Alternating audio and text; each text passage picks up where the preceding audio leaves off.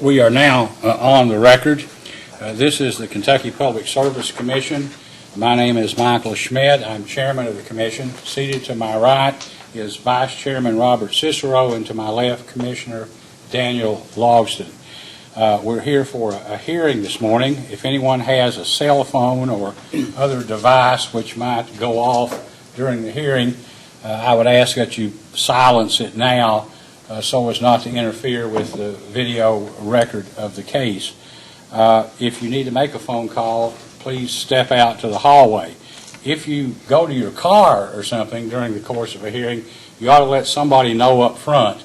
Our receptionist has been ill for some time, and we have some coverage and some not, and if you leave, you might not be able to get back in because the door is automatically locked.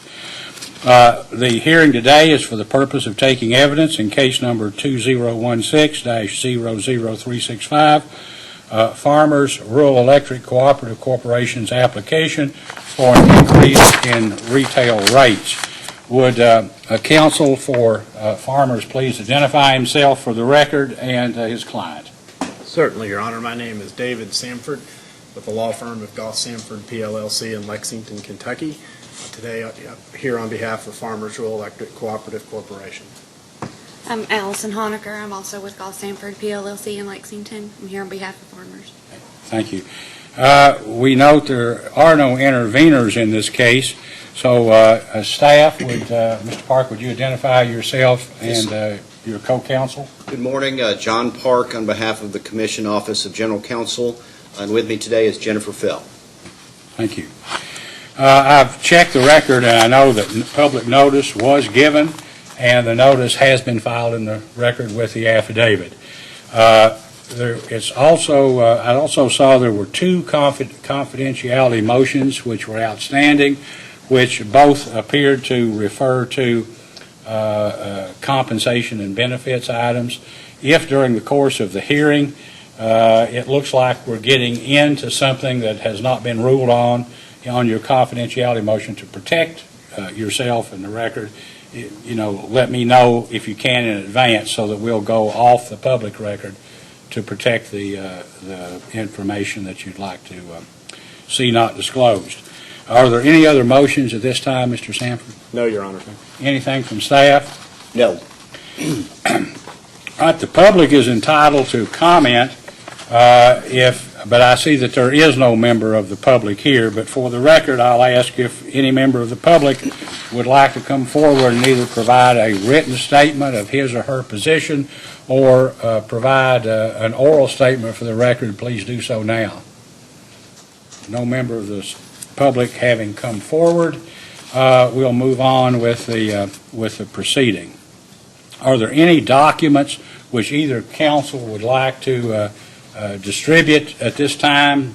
Anything that you'd like to present or may present at the hearing that you'd want to put in the record? Not aware of anything at this time, Your Honor. Your Honor, we do have a handout, but we do not intend to introduce it as an exhibit.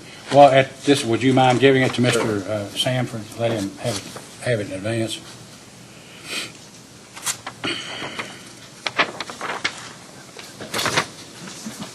Thank you.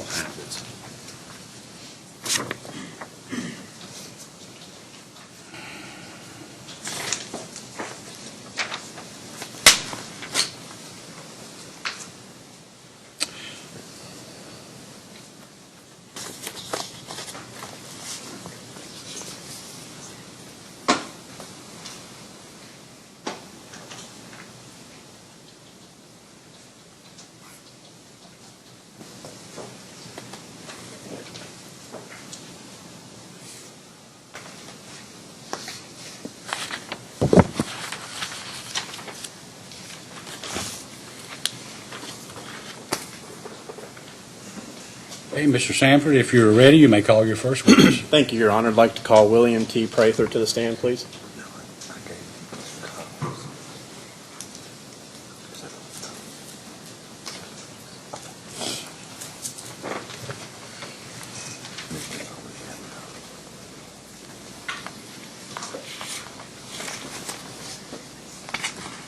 Mr. Prather, Do you solemnly swear under penalty of perjury that the testimony you're about to give will be the truth, the whole truth, and nothing but the truth? Yes, sir. You may be seated. Mr. Sanford, you may ask. Thank you, Your Honor. Mr. Prather, if you would please state your full name and your position with the company. My name is William T. Prather. I'm the president and CEO of Farmers Rural Electric. And did you cause certain testimony and responses to data requests to be filed in the record of this proceeding? Yes, I did. If I were to ask you the same questions that were proposed in that testimony and that data request, would your answers be the same? Yes, sir. Do you have any additions or corrections to those responses or that testimony? Not at this time. Is it your desire and intent that those answers and that testimony be incorporated into the record of this hearing today? Yes, sir. Your Honor, I tender the witness for cross-examination. Any cross-examination, Mr. Park? Yes, Your Honor. Good morning, Mr. Prather. I'm going to ask you a few questions about your direct testimony that has been submitted in support of the application, as well as a few of the responses of farmers to information requests served by Commission staff. If you need to refer to any of the responses and you don't have it in front of you, just let me know. If you do not understand a question or cannot hear me, just let me know and I'll repeat it or clarify. And Mr. Prather, please refer to your direct testimony beginning at page 2 regarding the reasons behind farmers' request for an increase in rates. And if you would, please describe generally the reasons for farmers' proposed rate increase.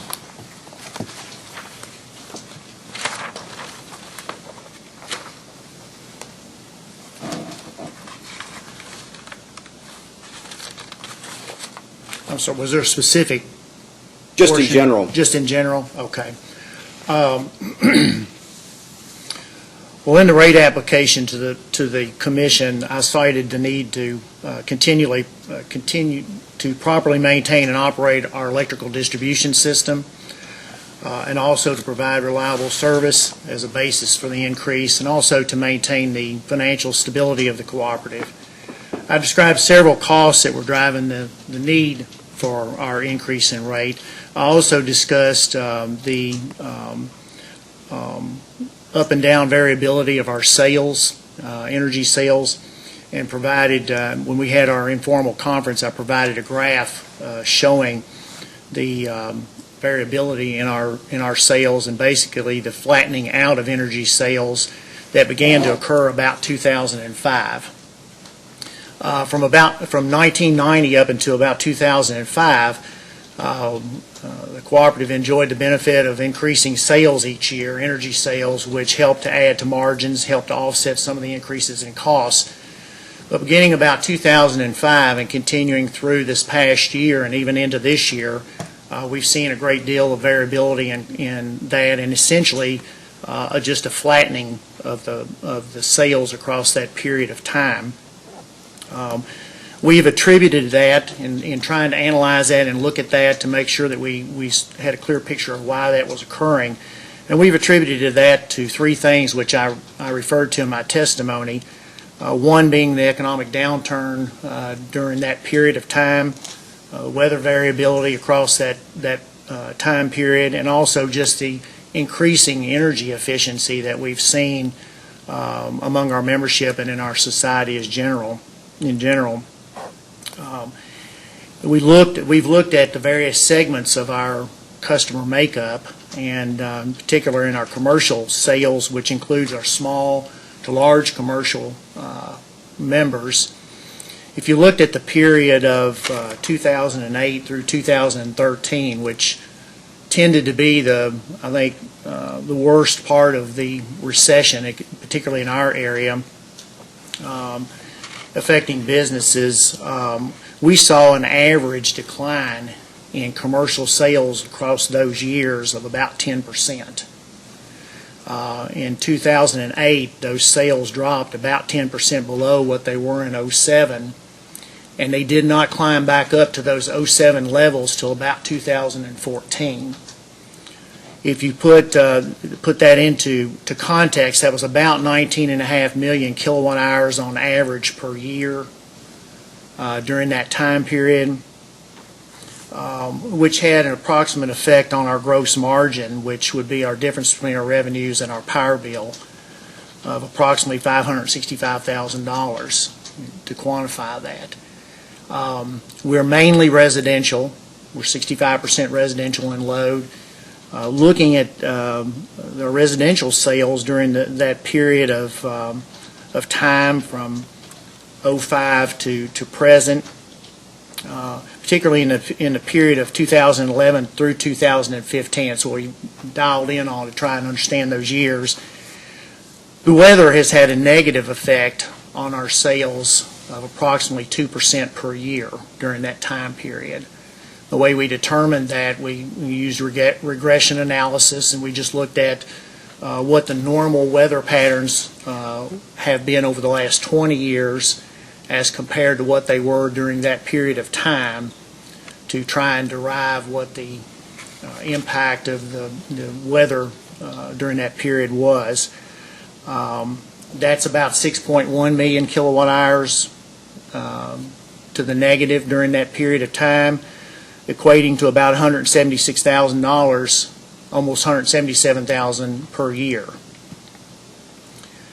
Our residential sales have also been affected by efficiency improvements as the market's changed, as we've seen things like LED bulbs gradually taking the place of incandescent bulbs, as HVAC systems have gradually become more efficient, as we've had the Energy Star programs on appliances being promoted. It's just there's a gradual evolution in the market. And then there's also the intentional activities by members who are actively trying to become more energy efficient. We tried to put some information together on that. We used information from the EIA off of their data, and we've estimated that during that period of time of 2011 to 2015 that we saw about a 0.7 to 0.9% decrease in energy usage due to efficiency efforts. Now, if you just go on the middle of that and calculate about 0.8%, that's about 2.5 million kilowatt hours per year just due to increasing energy efficiency, about $72,500. So you add those three areas up, and at any one year, if all of those things were happening during that period of time, collectively, we would have had about an $814,000 decline in margins or gross revenues because of those types of things just happening. So we feel like that explains what's going on during that period of time. And so the bottom line on that is that we've not had increasing energy sales to help offset some of the increases in our costs, and we've had to manage within that erratic sales record across that time, and we've tried to do that, and I think we've done that successfully. As far as some of the costs that have been driving our need for a rate increase, we've been very focused on system maintenance and improving our reliability for our members since 2011. We've had a lot of construction and maintenance work going on. We've been replacing a lot of aging infrastructure. Probably in the last 5 years, we've replaced probably 5,000 to 6,000 poles, and we continue to do that. Improving our line loss, shortening feeders, lightning protection, sectionalization, trying to increase our vegetation management program to improve our right-of-way. Also, we have implemented a very aggressive system inspection process to find, detect, and quickly repair any system deficiencies that are out there, which that's what we call an avoided outage or an avoided service problem. We've tried to increase our vegetative management, but we've not been able to spend nearly as much in that area as we'd like to. We need to be spending probably about $1.7 million a year. We've been spending on average about $1 million per year. We've, for the last 2 to 3 years, we have actually kind of held back on trying to spend more on it because just declining revenues, and we've tried to, that's one of the costs that we can temporarily back off of fairly quickly in order to generate some extra margins if we need to meet our financial ratios for our lenders. We've had a small increase over the period of 2011 to 2016 in our labor and benefit area. We've tried to manage that very aggressively. We've done that through reduction in positions, through retirements. We have done a lot of reorganization to improve processes in our operations. We have a policy of hiring the best possible candidates we can find. We hold our employees accountable for their performance. And we've made, as I had spoken earlier, we've made significant progress in our reliability, which has lent itself towards reducing overtime hours and costs associated with that. Our total payroll increase over the last 5 years, going back to 2011 and looking through 2016, which I think matches up with some of the data that you all have requested. If you look at that, our total payroll for that 5-year period has increased $136,726 over that 5-year period. That's been the total increase. We've managed that, as I said, through improvement in our productivity of our employees. We've gone from 66 full-time and 8 part-time employees when I took over in 2007 to now we have 61 full-time and 2 part-time employees. So that has saved us a significant amount of money and has offset our payroll cost increases. It has also helped to mitigate our benefit increases. If you look at that over 5 years, that's an average annual increase of 0.78% per year that our payroll has grown. That compares, if you look at the CPI-U data that you all requested for that same period of time, it's 1.4%. So we've been able to hold it at just about half of the growth as reflected by the CPI. Over that five-year period, that's 3.92%. Likewise, matching up with the 5-year CPI of about 7%. And I list those numbers because I think that shows that we have tried, we've been aggressive in trying to manage those costs. I recognize I have to have quality employees in order to provide quality service.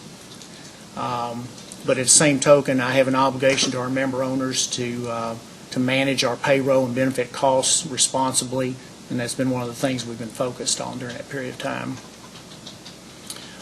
We've also done a number of things to our benefit programs to try and reduce the costs on those. I won't go into detail on that right now unless you'd like for me to, but to put all this in context on payroll and benefits, our total operations cost, all of our costs collectively in 2015 were $49,503,919.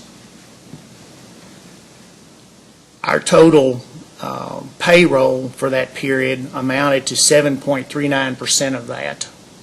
Our benefit cost was 3.52% of that.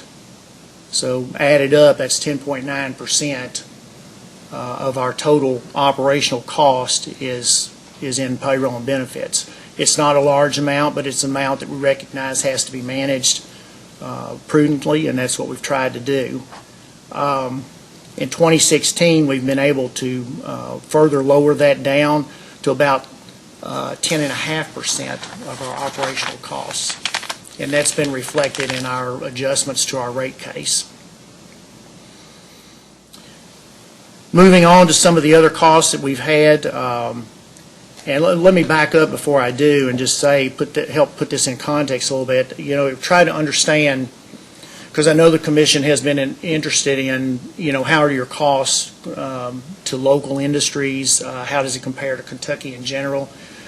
We have utilized local data, and we've reflected that in our data request to the commission. We have used local data in the last two compensation studies that we had performed, one dating back to 2013, the more recent one in 2013. And actually, we had one in our prior one to that was in 2008, and we actually used local data in that one also. But if you looked at that, the local change in the Glasgow area during that time was 6.68% in growth in costs during that period of time of payroll costs. So we felt like we were in line with that also. And, you know, it's a little hard to find data out there as specific to Kentucky as far as healthcare benefit costs and things, but one of the articles that I read, and I believe it's from Kaiser, indicated that there had been about a 4.5% to 5% growth in healthcare costs alone in Kentucky in the last 5-year period. So we've been able to contain ours well within that and try to do what we can on behalf of our members. Moving on to some of the others, we've had some increases in our property taxes across the years. We've seen that, of course, that's due to our growth in plant value as we've added plant. Also, there have been increases, local increases in those tax rates. Our depreciation costs have risen since 2009, since the last rate case we've had. They've risen about 36%. There again, that's based on additions to plant. But those are the major costs that we have pointed out that have affected our need. And has Farmers taken steps to reduce its interest expenses? Reduce? Interest expense on debt? Yes, sir, we have. We've taken advantage of the historically low interest rates that are available to us through the R.E.C.C FFB loan program over the last few years, and we have about 29% of our portfolio is on low interest variable rates. Excuse me for 1 second, John. I think the question that he started out with was, what has Farmers done, generally speaking, to control costs? And I know you've gone through a litany of different programs and the operations in general. And you said you've tried to at least manage payroll costs and benefits, but beyond the payroll and the benefits, what programs has Farmers looked at in order to reduce operating costs or other programs within their management capabilities to bring some kind of reduction to the overall cost of the operation? Well, I mentioned in my testimony, and then in one of the supplemental data requests, we gave a pretty long list of different things we had done. But specific to my testimony, I'll address there were 7 things that I mentioned specifically in it.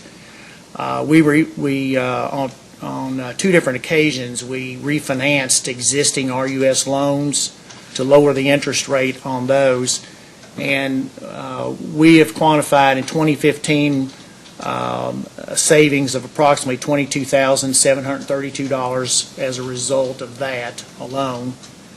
Our lower cost employee defined contribution plan that we put in place January 1 of 2012 for all new employees, we put that in place of the traditional defined benefit plan, which was becoming very costly.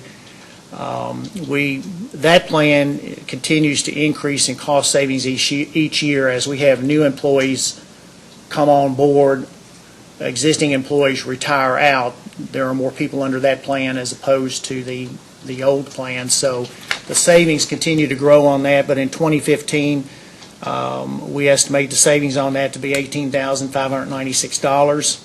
So could I interrupt you just for 1 second? Yes, sir. So in reference to the defined benefit or a defined contribution, are those questions that I should ask you, or I should wait to ask the financial person? If it's in generality, probably me. If it gets down to specific numbers, I may defer that to Ms. Phelps.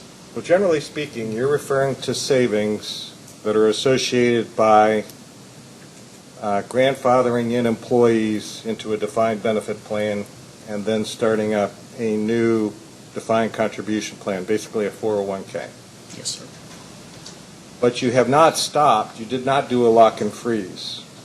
You continued to let employees, if I looked at the numbers correctly, they continue to earn benefits and accrue years of service if they were grandfathered into the defined benefit plan. That is correct. At the same time, you've permitted those employees to start earning benefits under a defined contribution plan, 401k. They can contribute to that, yes. But the company is matching a portion of that. We do, up to 1%.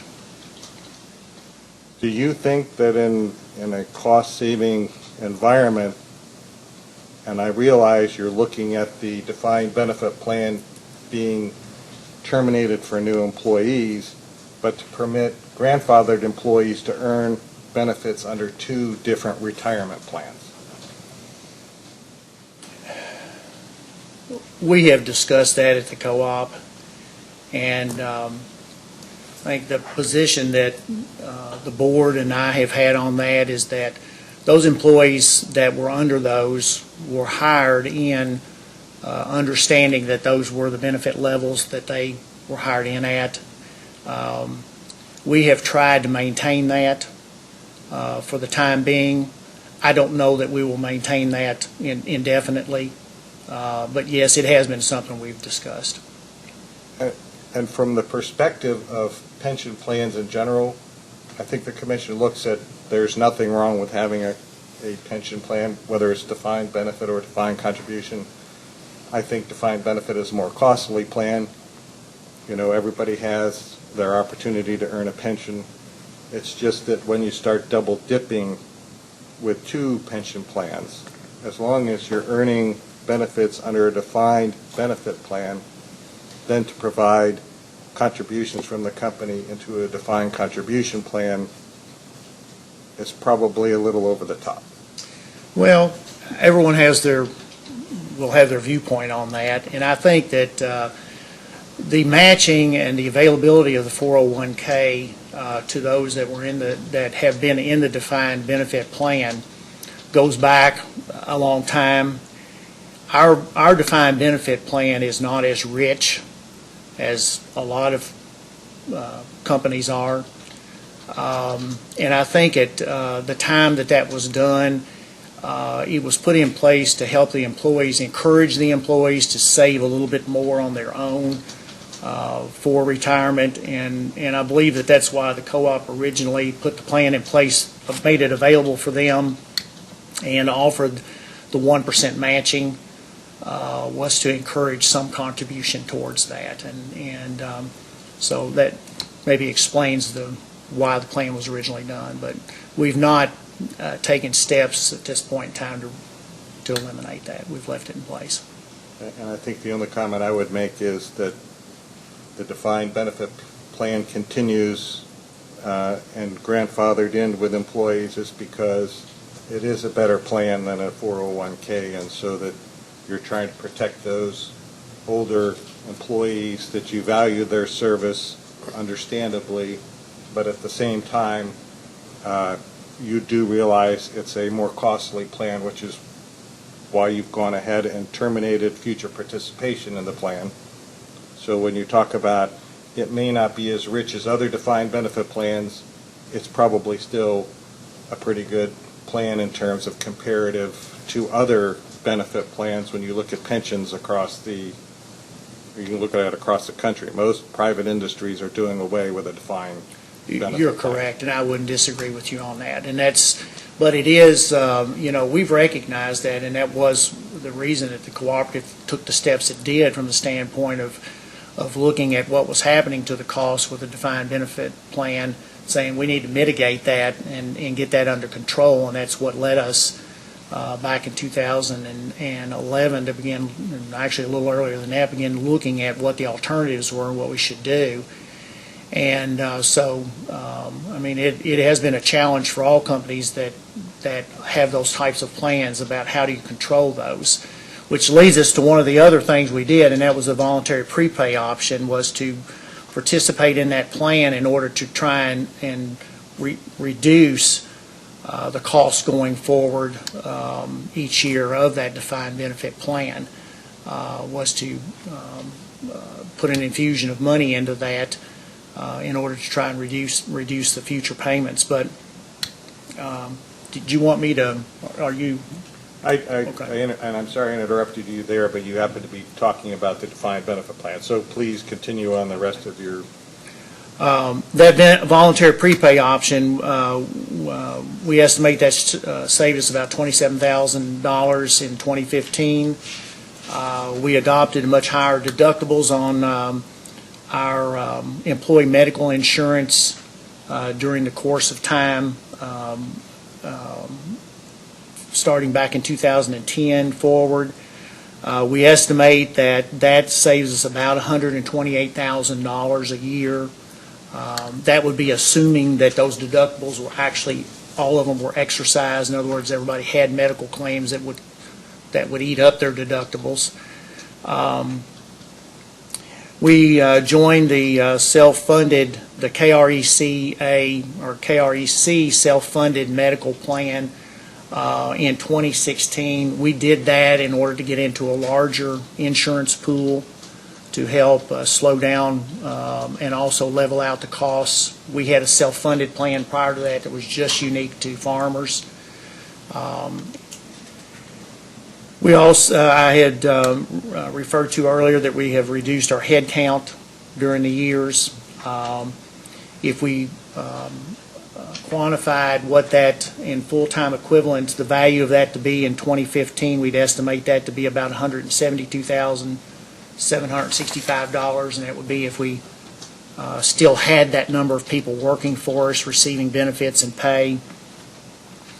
And then our maintenance reliability work, we've estimated that to have reduced our cost by about $44,315 due to overtime pay, material costs, and things.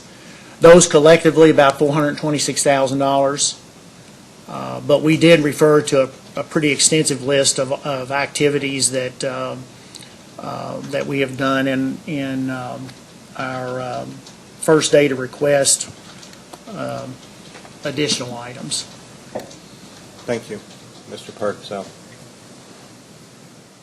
Yes, Mr. Prather, please refer to Farmer's application, Exhibit F, page 15.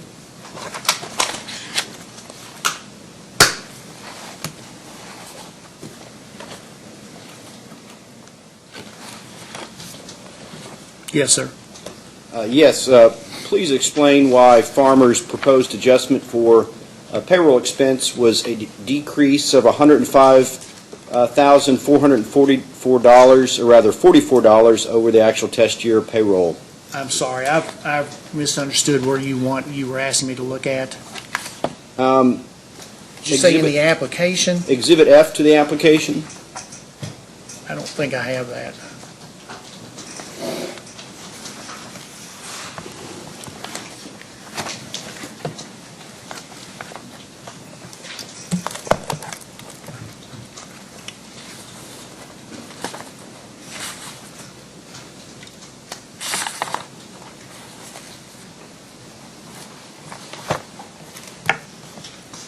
Okay, now could you repeat the question, please? Certainly. On page 15, could you explain why Farmer's proposed adjustment for payroll expense was a decrease of $105,044 over the actual test year payroll expense?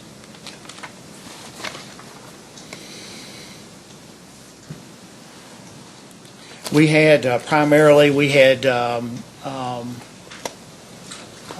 two positions that we reduced during 2015 that we were not going to replace. So it would be largely the payroll and benefits associated with those positions. Please refer to farmers' response to staff's fourth request for information, item 1, or response 1.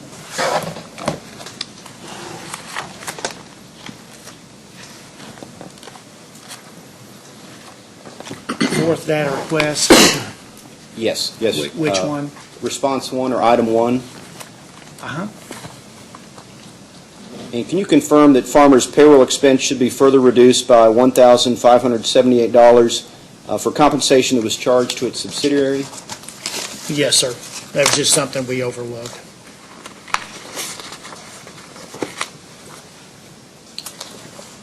And please refer to Exhibit F to the application at page 42 of 74.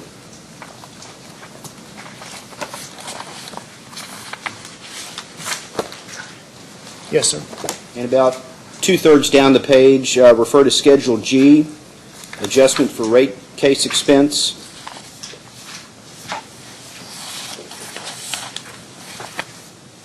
Yes, sir.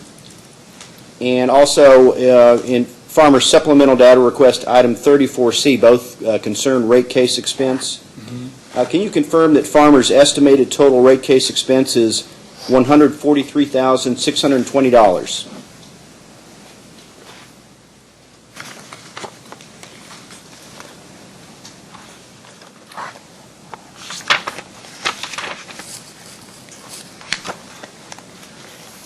Without finding the exact document here, that sounds correct to me.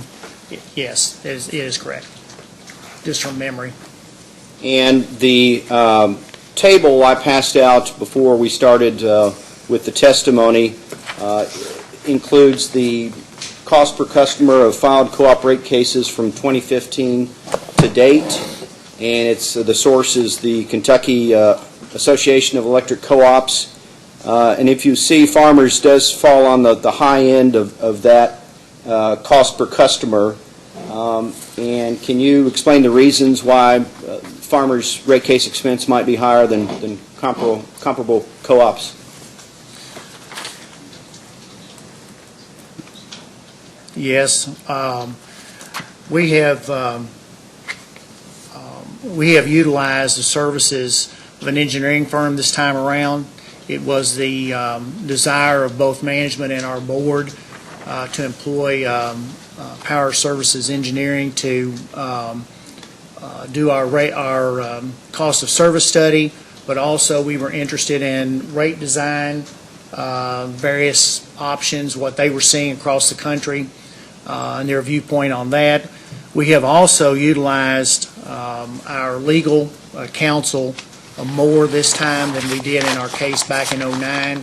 The reason we did that is, there have been more data requests this time around than before, but also it is our desire to put forth a qualitative case.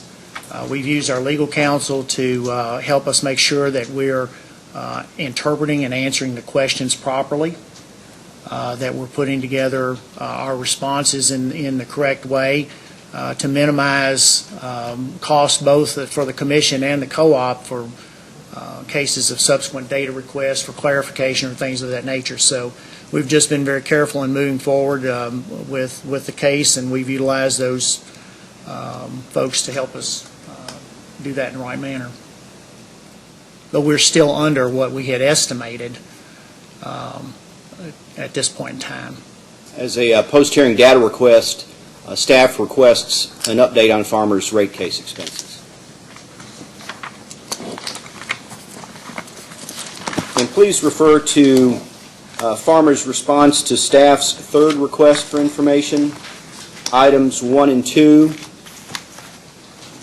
And there is some information for which Farmers has requested confidential treatment in these responses, but my questions do not pertain to the specific information. That'd be fine. If you don't mind, could you tell me that citation again? I was busy writing. Yes, it's response to staff's third request for information, items 1 and 2. Okay, thank you.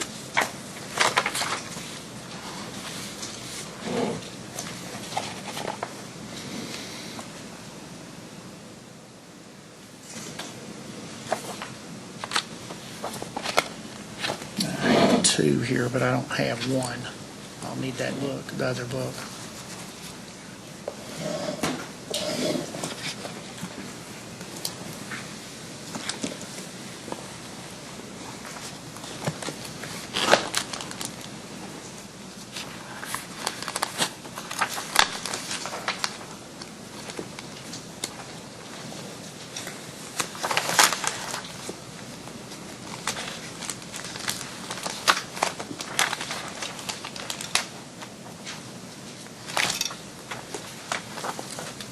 You're going to have to help me figure out which is data request one in this, or the first data request for third in here, can you?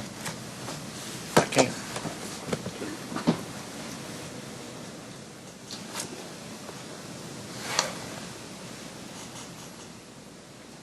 I have two, but I don't have one. Is this it? Okay. That was the question that was responded to by Ms. Phelps. Yeah, that's why I didn't have it handy, it was one that she had, but I'll try to answer your question. If you can't answer it, Yes, sir. we'll follow up with Ms. Phelps. Go ahead. If you'll refer to the confidential summary spreadsheet that lists health benefit costs from 2011 through 2016, can you generally explain the reasons Farmers' portion of the health care cost decreased from 2014 to 2016?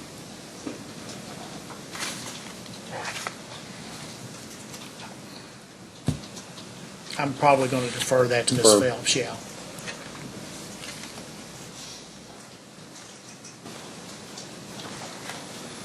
And please refer to the dental benefits column of the spreadsheet.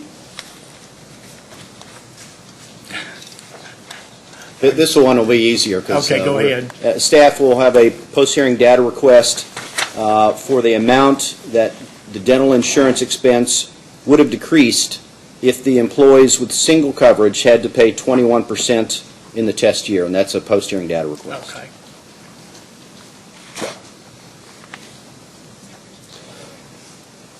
And please refer to staff's fourth request for information, item 3B.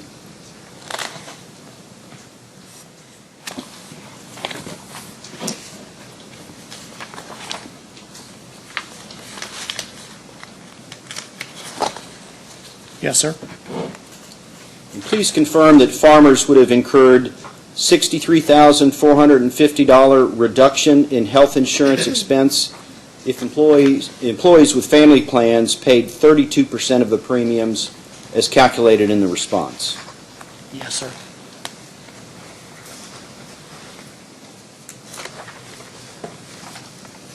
Now please refer to staff's fourth request for information, item 2F.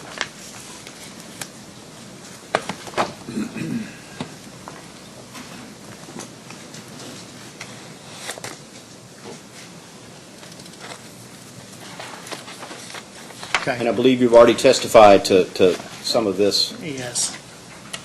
And again, I think this is, Ms. Phelps would have been more specific on the responses for us for that. If you had more information, more detailed information you wanted on that. Well, just generally, can you confirm whether the employees under the defined contribution 401k plan also can participate in the voluntary 401k plan? They can make additional contributions to their 401k plan. Yes, they can. Can you describe the differences in the two plans, generally what the benefits are? Basically, the two plans are for all intents and purposes, identical. The 401k defined contribution plan that is available to the employees hired January 1, 2012 or after is the plan where the cooperative makes a base contribution to it and then will match additional monies provided the employee puts that in there. If the employee wants to put above and beyond that in there, they can too, as whatever is limited by law. And what's the base amount? The base amount is a 6% contribution by the cooperative. If the employee puts up to an additional 4% in, the co-op will match that So if employees that do that, the maximum contribution into that plan by the co-op is 10%. But if the employee wants to go on and put additional monies in that, another 1%, 2%, whatever, they can do that. They just don't receive any more matching contributions to that from the co-op. Now, the other plan is available to those that are in the defined benefit plan. And that's the voluntary? That's the voluntary one. They can put whatever they want in that plan as again, limited by law. The co-op will put a 1% matching contribution in there, so if they put 1% in, the co-op will match that, but if they put 10% in, the co-op still just will put in 1%. And the voluntary plan is not available to the new hires for which the defined contribution plan applies? No, they can achieve the same results by just in the plan they're already in.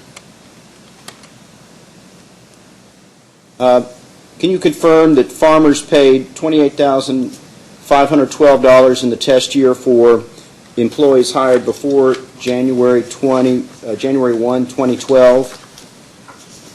Those under the defined R&S defined benefit plan? Your Honor, may I ask, is there a particular place in the record that you're looking at?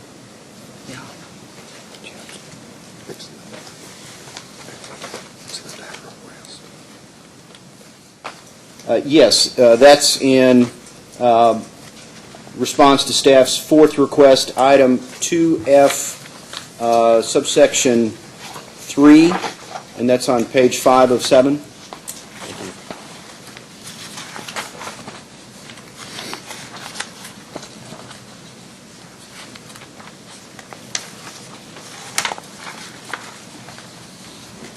Yes, sir. That's correct. And right below that, in subsection 4, it refers to voluntary defined benefit 401k plan. Should that be voluntary defined contribution plan? 401k? Yes, sir. Yeah, that refers to the employees hired after January 1st, 2012. Yes. So it should be voluntary defined contribution 401k.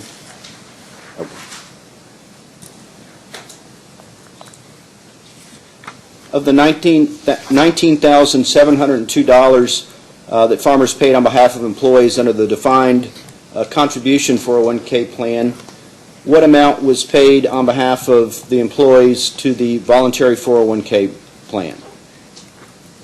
There were none. Are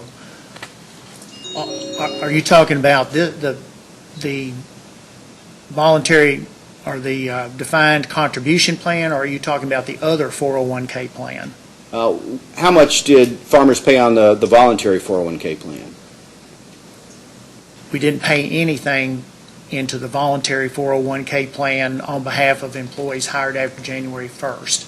We only made contributions to the 401k defined contribution plan for them.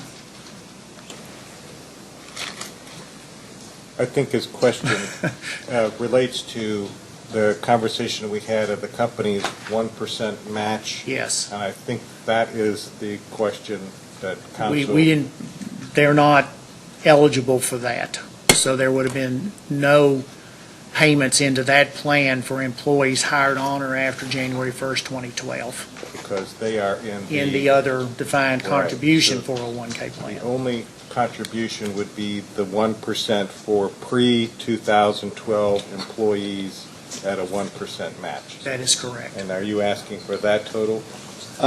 Yes, and in addition to that, we'd like to know the farmer's contribution for the employees eligible for the defined benefit plan.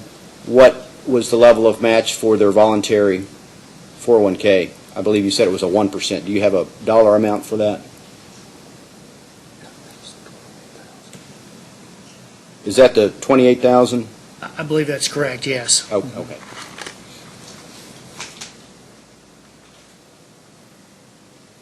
Now, please refer to staff's third data request. Item, farmer's response to item 3B or response 3B.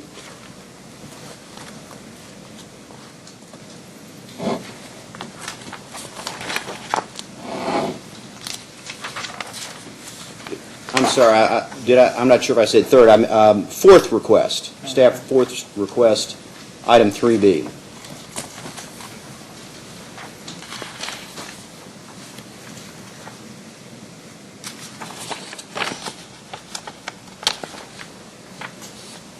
Yes, sir. And as a post-hearing data request, staff request farmers to provide the impact that the increases in the deductibles in 2016 would have on the cost breakdowns and allocations for health insurance. For 2016, Yes. The increase in deductibles in 2016. What impact would they have on the breakdowns?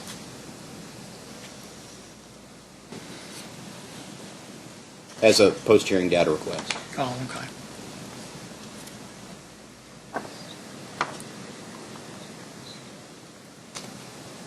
All right, now we'll get back to the staff's third data request in response to item 29.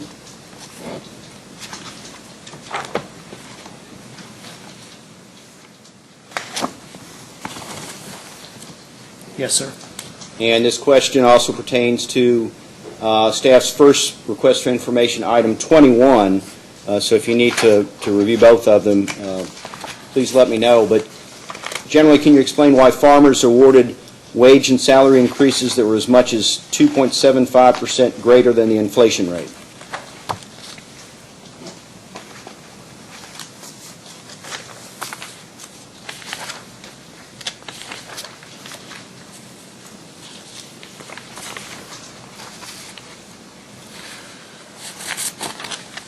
As I discussed earlier, we look at the management of our and containment of our human resources costs at the co-op globally. We have been trying to reduce headcount. We've been trying to improve the overall qualitative component of our workforce. We have to be competitive with folks in our industry. We also recognize that we also have to fairly compensate, but we don't plan to overcompensate. We understand that every dime that we spend comes out of the members' pockets, but we have mitigated the payroll increases that we've had, and we've done that in order to try and address some of the issues that our compensation plan has shown to us, that historically farmers has been well below the market as defined in our compensation plan. And so we have tried to have some merit increases along the way, some adjustment, what we call plan adjustments for some of the folks along the way in order to get their compensation levels where they need to be. We have offset those by reducing headcount across the organization. During the period that you referred to there, and as I spoke earlier, we have stayed under the inflation rate on an annual average across the period since our last rate increase back in 2009. So it's been a concerted effort looking at our payroll and our benefit costs globally, understanding that we have to pay competitively. We don't have to overpay, but we have to pay competitively. We have skilled employees in our workforce. Our linemen are professionals. They have to understand how to restore service when service is out. They have to understand if a circuit is out, how to use fault data in order to locate as quickly as possible those problems and to rectify them. We have engineers that design our system to see that it operates as it should. We have accountants who are professionals who manage the financial affairs of our cooperative, and so we have to compensate those positions fairly in the marketplace. So we have to remain competitive, but I think historically the information that we have provided the Commission in our previous data requests will show that farmers and certainly not out of line in the market as compared with other utilities, and also not, I don't believe, out of the market compared to other businesses. Mr. Parks, can I ask a question? So, in describing your method of mitigating increasing payroll costs and to basically pay for what you've described as under-market compensated employees, you reduced your overall staff by basically 10%. Going forward, what can be done in order to mitigate those costs? Because you're already reducing, I'm not sure how much more you can reduce staff through attrition or any other method. I would believe you have to be close to where it's not a good option to continue to eliminate positions, which means that any increases in benefits or salary will now just, instead of being this much below what you've indicated is an inflation rate, you're not going to be able to do that in the future. So how will farmers address that? We're not done yet on the head count from the standpoint of possibilities of further reductions in that. But we have, in the last 8 years, we have come a long ways in trying to get those folks up where they need to be. So I would not anticipate that our future wage costs we would be looking at that from the standpoint of trying to make up some lost ground, so to speak, in some of our compensation levels of folks. So I don't think the rate of growth in that will be quite as high due to that. Again, I don't think we're finished with our reduction in head count going forward. You're right, we won't have as many opportunities going forward as what we've had now, but we'll have some, and we'll take advantage of that. At some point in time, on an operations standpoint, your linemen and whoever else is doing your capital projects, vegetation management, or whatever other programs that you have going forward, you're going to reach a minimum level of staffing, I would think, or you'll start to eliminate crews. There are always opportunities for cost savings in different ways. We look at every option. Every time I have an employee that's eligible for retirement, I look at whether or not we can do any kind of reconfiguration. There are times when you can outsource. You can use contract labor for different things. We use contract crews now for seasonal work and for special projects on our construction plans. That's stuff that is of a temporary nature. You always have turnover in your workforce. We won't reach a point where everyone is at the market point in their salary and will remain there forever. You've always got retirements going on, which inevitably brings in lower cost labor into that pool. You may have a journeyman lineman retire, and you may hire in an apprentice lineman whose pay rate is going to be less than that. So you're always going to have that evolving portion going on in your workforce. But we're always looking for opportunities to become more efficient and to reduce those costs, or at least flatten those costs, or reduce the rate of growth of those costs. I know you indicated that you used a salary survey. Yes, sir. And I know there's always a comparison done to industry-wide type competitive salaries, where you look at the other co-ops, or whomever is included in that survey. And then you said you tried to include local data or state data, but I got the impression that that was kind of out there, but maybe not a focus or really done as completely as the industry data, or maybe you can explain further. Let me explain how we do that. We define the market point in our compensation plan differently for different different jobs. We have all of our jobs ranked in accordance to what their skill levels, knowledge, and so forth are needed. We establish a market value for one segment of our jobs. It's about 28% of the total number of jobs fall into this category as at a local level, and we use Glasgow, Kentucky data in our compensation to look at that. And let me get my note here because I don't want to misquote this, but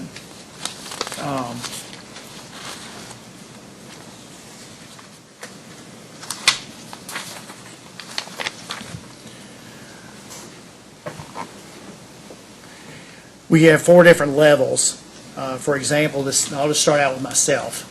The CEO is the board has established a pay range level on that based on the average using a composite for national, Kentucky, and Southeast regional areas. And we have used an outside consultant to help us in this and to advise us. That's because traditionally, if I were to leave, my replacement would more than likely it could potentially be a national search. Certainly would be within Kentucky or within our general region. In our senior management positions, which would be the senior staff levels that report directly to me, we use the National Compensation System Kentucky State average for electric cooperatives. So we just use the average level at that to set our market level. That again is because if I were to be recruiting a senior staff level person, I would probably be looking at least statewide for someone that would have the qualifications and the background and knowledge in order to put in that position. So just to interrupt you for 1 second, that's a senior position reporting to you? Yes, a vice president or department manager position. So in an operation environment, I understand the specialty of energy transmission or generation or whatever, and that's why you would focus more on industry Yes. level standards. But then you can go into other professionals, like accounting, which numbers for accountants doesn't, unless you get in differentiation between banks and manufacturing, there's probably not a lot of difference. If you understand debits and credits, you can probably function in an accounting environment. So you wouldn't hold those types of positions, an HR position, whether just in the energy industry. You would look at statewide basically for that definition or that category, right? We would look for that position, what we have used in our plan. Again, we've used the National Compensation System, but we have set that at 90% of the Kentucky state average. So we've reduced that average cost across the state by 10%. So while we're still focused within the energy industry for technical positions, and what I would say on that would be engineering positions, senior accounting positions, things of that nature that have technical skill sets that we would be looking for that would be pertinent to the business. The fourth level that we look at, in the fourth market level that we have designated in our compensation plan, looks specifically at the data for Glasgow and Kentucky, and we utilize that data, which it's referred to as for all industries in the Glasgow area. So we don't look at any specific industry, we just use the average of that industry. So we try to categorize based on recruiting areas. Is the thought concept behind it is where are you going to be recruiting from for different skill sets, and what is the appropriate labor market for those. So we don't use one labor market for the entire band. We try to zero in on what are the skill sets that are required, where are we going to be recruiting from. For example, for a lineman, I'll be recruiting within the regional area. Just hired one of my most recent hires was a young man who lived in Somerset. And so we will recruit from across Kentucky in those, and so that's why we use that type of an area for our compensation. So just one last question along those lines. Speaking of linemen, since you happen to bring up that category, Yes, sir. there's been a tremendous downturn in the coal industry in Kentucky, with a lot of professionals that are now out of work, including electrical engineers and people with a good background in electrics in that industry, being an electrician, whatever. So do you look at those as potential candidates for linemen because they have the basic background in electrician training, or do you specifically limit yourself just to a focus of another lineman that's already been trained? We will typically we will recruit from graduates of the lineman schools, which are typically folks who are either young folks coming out of high school, or they are people that who are in a retraining situation who have decided that I'm going to switch gears in my because of interest or necessity, and I'm going to go to get some training in lineman school. But there are lineman schools available both in Kentucky and Georgia and North Carolina, other places. We will recruit from them because they come to us with basic climbing skills, basic information that they've learned. They hit the ground running with us. But I do know that a lot of the candidates we have, when we look at their resumes, some of them have been in other lines of businesses and then have decided to pursue training and to make themselves a viable candidate. So certainly those people have options, and it's something that they can do, and if they did, they'd be considered, yes. Just one last question. Sure. Do you have trouble with retaining employees, or do you have trouble hiring new employees? We've not had trouble hiring new employees. By and large, we've not had trouble retaining employees. We've lost 2 linemen in the last 5 years that I would say most likely left us because of compensation. But by and large, folks work at a place for a lot of different reasons other than just compensation. I think most would agree that they like to work at a place where they're respected, where they're valued, where they have input, where they feel like they're a valuable part of the organization.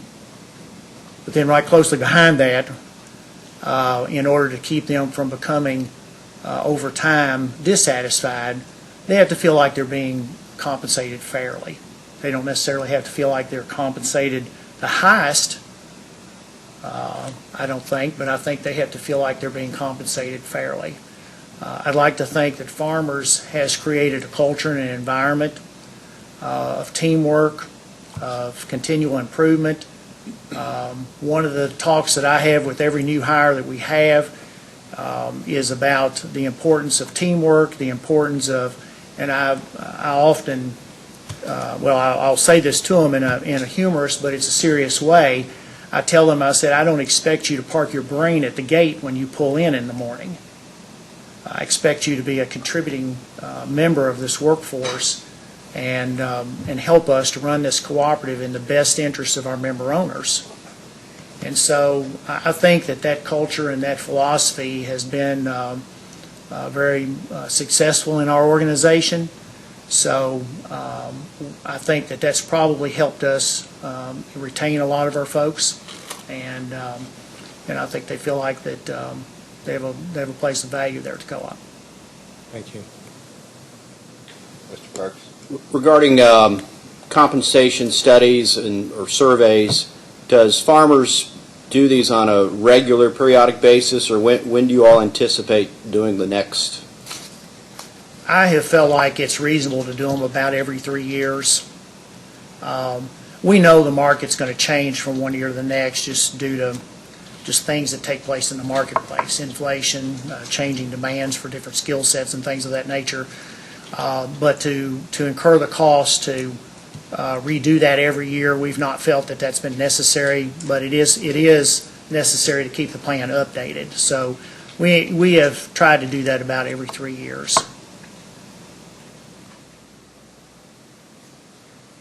Regarding farmers' vegetation management plan, the reference to this is page 3 of your testimony, and response 8 to staff's second request. If you could explain what farmers' vegetation management plan is.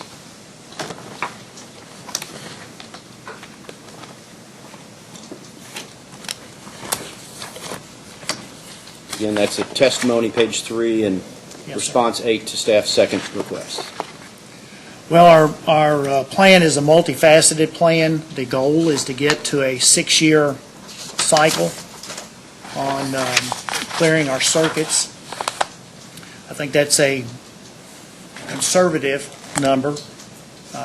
Some utilities strive for 4 or 5 years, but we believe that a 6-year saves us money, but it also can be effective if it's done right. Our plan consists of what is just typically referred to as just circuit maintenance, where you're side trimming trees and overhanging trees, clearing the right-of-way back a certain number of feet from the lines based on whether they're three-phase or single-phase lines. We try to get through, that's where we're trying to get through the system in a 6-year period of time through all of our circuits.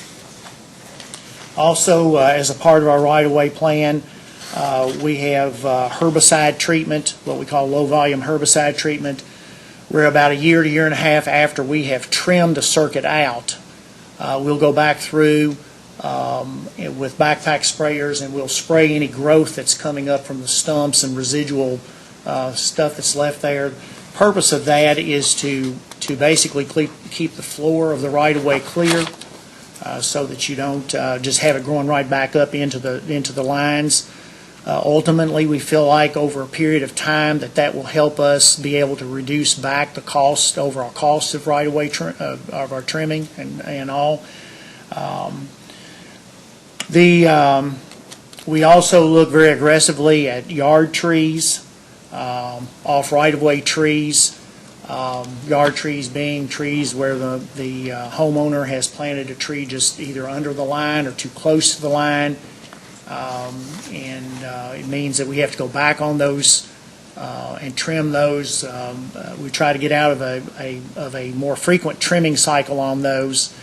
As you can imagine, a lot of times you're dealing with a homeowner who doesn't want their tree cut.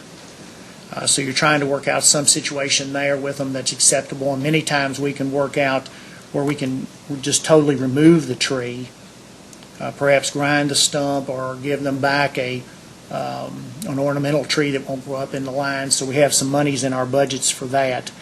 And then, of course, we have the normal what we call hot spot trimming, which occurs out of cycle. In other words, where we may have a fast-growing tree that gets up into the line quicker than before we're back around to that. So we have one crew that works on that.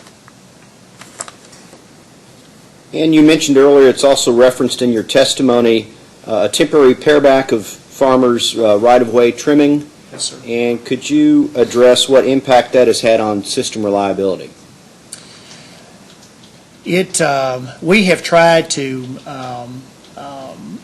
in our cutback, what we have done is we have basically gone back to just going to our worst circuits where we know that the right-of-way is in the worst situation. We focused on that. So that's gotten us out of a cyclical nature of trying to go by substation and do it in an orderly fashion. So we've done that in the interim. We've done more hotspot trimming during the interim. But those are all short-term things that have happened. We are starting to see some impact on reliability in the last couple of years that are tree-related, but about half of that is off right-of-way tree-related, which means those are trees that are off of the typical cleared right-of-way of 30 to 40 feet that are just taller and have either died or for whatever reason will fall and take the line out. So those are our trees that we would typically try to get when we get on a cycle basis and would go through and clear those. All utilities in Kentucky are going to also face the problem that's coming up on us from the standpoint of the ash trees in Kentucky. The emerald ash borer insect, which is quickly infesting ash trees across the state, I think has generally been moving from a north to south direction. We're beginning to see that in our service territory, and that we have a lot of ash trees in our service territory, and that will be an increasing problem for us over the next few years of dealing with those trees as they die off the right-of-way or even on the right-of-way, and we have to take those trees out. They're no longer trees that we just trim, but we'll have to take them out because they're dead or declining rapidly, become a hazard tree. Mr. Parks, I want to interrupt for 1 second. So as far as the ROW budget for 2017, is what I see here correct? $1,887,400? Yes, sir. That was what was suggested. We won't be able to spend that, but that was what was suggested as a potential budget, yes. I think the highest spend that you had was 2013 at $1,466,000, and in 2015 it was $979,000. So this seems pretty aggressive for you to. Well, it's based on if looking at that plan. We have 3,600 miles of line, and we're going to try to get across that in 6 years. We've got to clear approximately 600 miles of line a year. We competitively bid our right-of-way trimming, and we utilize a company called ECI to manage our right-of-way program for us. And they manage our bidding process for us, and we oversee it, but they manage it for us. And we have good rates compared to probably what other utilities pay for a mile of clearing, but it's high cost. And but we feel like if we can get through that in the next 6 to 7 years, we'll be able, in conjunction with the low volume herbicide spraying, we'll be able to see that decline back off, or at least not grow anymore than that substantially. So it's just basically doing some catch up on the system and trying to get the right of way in the condition that it should be in. So the budget's mentioned at $1.9 million approximately, but realistically it's something less. Pardon? Something less? Yes, I have stated that we actually considered as an adjustment to our 2015 test year an addition of $700,000 for increased right-of-way. We decided not to do that, but that I would anticipate probably a reasonable budget be more about $1.7 million per year in actual expenditures. Turning back to Farmer's response to staff's second request for information, item 8, on page 5 of the response, can you confirm that Farmer's vegetation management expense for the test year is $979,634, and that is the amount Farmers is requesting in its revenue requirement? That's correct.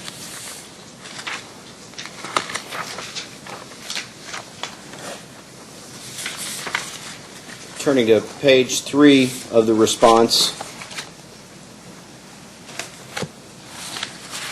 where Farmers list the vegetation management budget for 2017, does Farmers know how much it intends to spend of that amount in 2017? great deal of that will depend upon the outcome of this case. We've started out the year about 17.7 to 18% below in energy sales due to the mild weather in January and February. So we've started out the year with a pretty strong reduction in revenue and margins. So we'll be monitoring that along with the outcome of this case. But currently we're trimming, and we have two crews, two contractors trimming. But they understand that they could be curbed and cut back during the year if we feel like that we don't have enough funds available to finish out the year like we'd like to. Please refer to Farmer's response to staff's second request for information, item 4.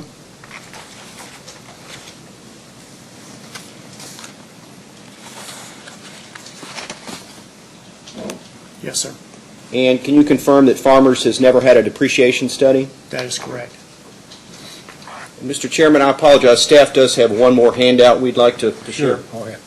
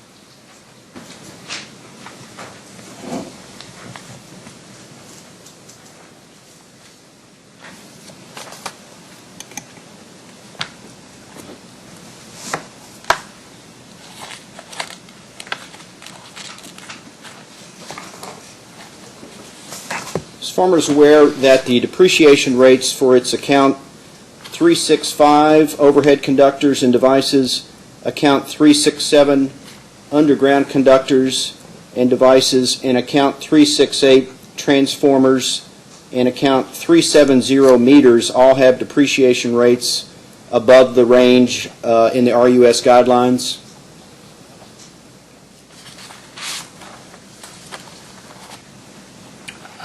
I'm not aware of the specific ones, the specific individual ones, but I trust what you say is correct. And for Farmers account 371, installation on customer premises, and account 373, street lighting, are you aware that these fall below the RUS guidelines, the range of rates? Again, I trust that those rates are as you present them.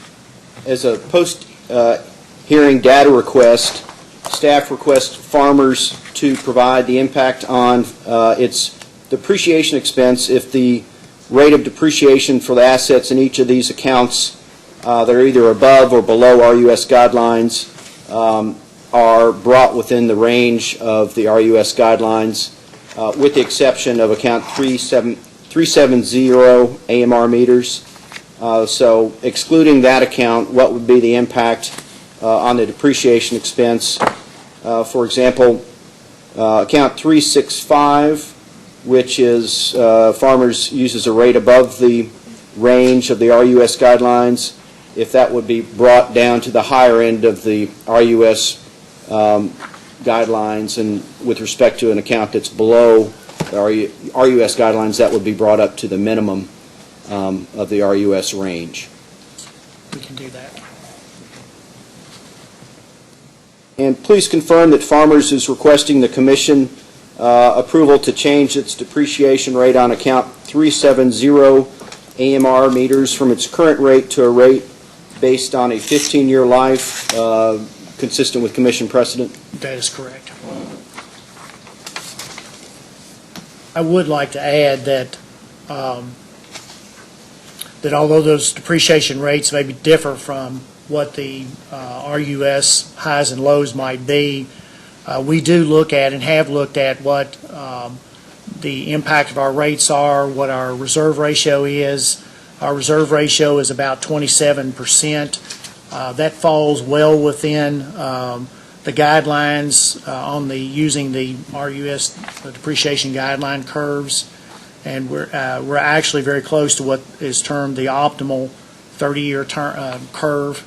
So all those individual categories may be off a little bit. I think the overall effect of our depreciation accounting has been probably largely accurate for the system as a whole.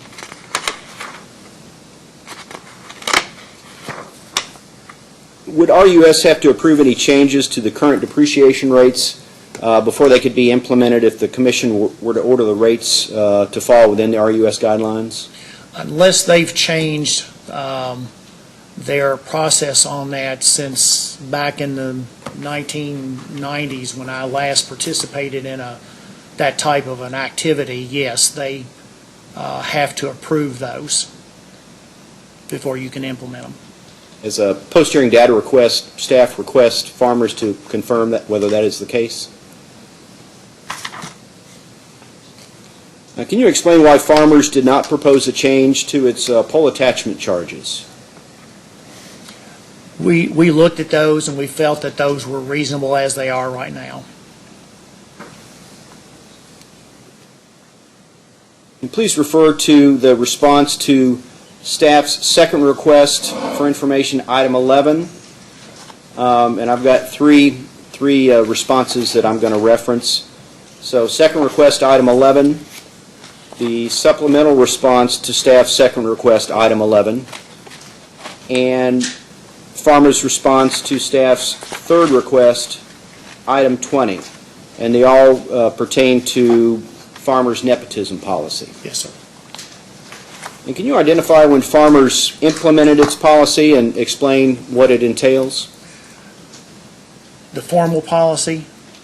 Formal and informal, if you Okay. can. I can't speak to what the cooperative's policy was prior to 2007. That's when I became the CEO.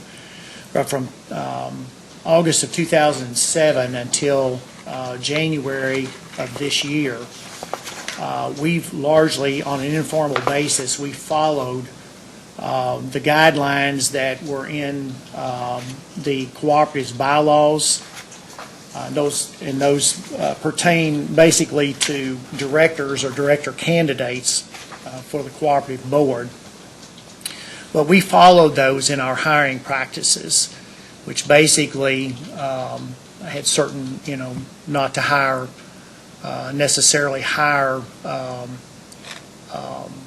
folks under certain conditions of kinship and so forth. So we followed that. When the commission asked for a policy, or I asked for a copy of the formal policy in its second data request, it basically just motivated me to talk to our board, and we discussed it and we said, well, we've been following this process anyway, and there's really no reason for us not to have a formal policy in place, and that's when we drafted the policy that by and large reflected what the practices had largely been. Do you want me to go into details about what the policy, how the policy, what it prohibits or allows? Yes, please. Okay. Well, it defines immediate family and different like policy positions, supervisory relationships, and so forth. Defines that. But then the policy says that no member of an immediate family of a director or an employee holding a policy position shall be eligible to be newly hired by the cooperative after the date of initial adoption of this policy, which was January 19th, 2017. It goes on, it says, while employment of members of the immediate family of employees who are not in policy positions is not prohibited, it shall be discouraged. Policy position meaning the president, chief executive officer, a vice president, or a department manager. So if it's a position that's not in that level, then you can hire someone who's related, but it's discouraged unless that person is just has attributes that are above the other candidates. It goes on to talk about what happens if two cooperative employees become immediate family, what the steps are there. It prohibits them to be in policy for two people who are perhaps married to be in policy, both be in policy positions. I think that by and large covers it.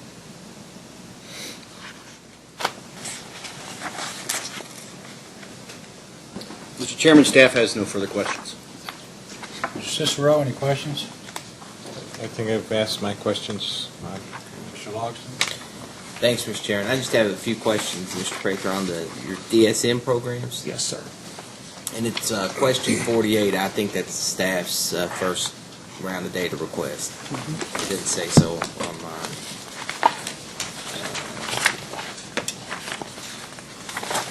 Just wanted to go over a few of those with you. And just in general, you've been CEO since 2007, Yes, sir. and you were Owen before that. That if is I remember correct. correctly. So, just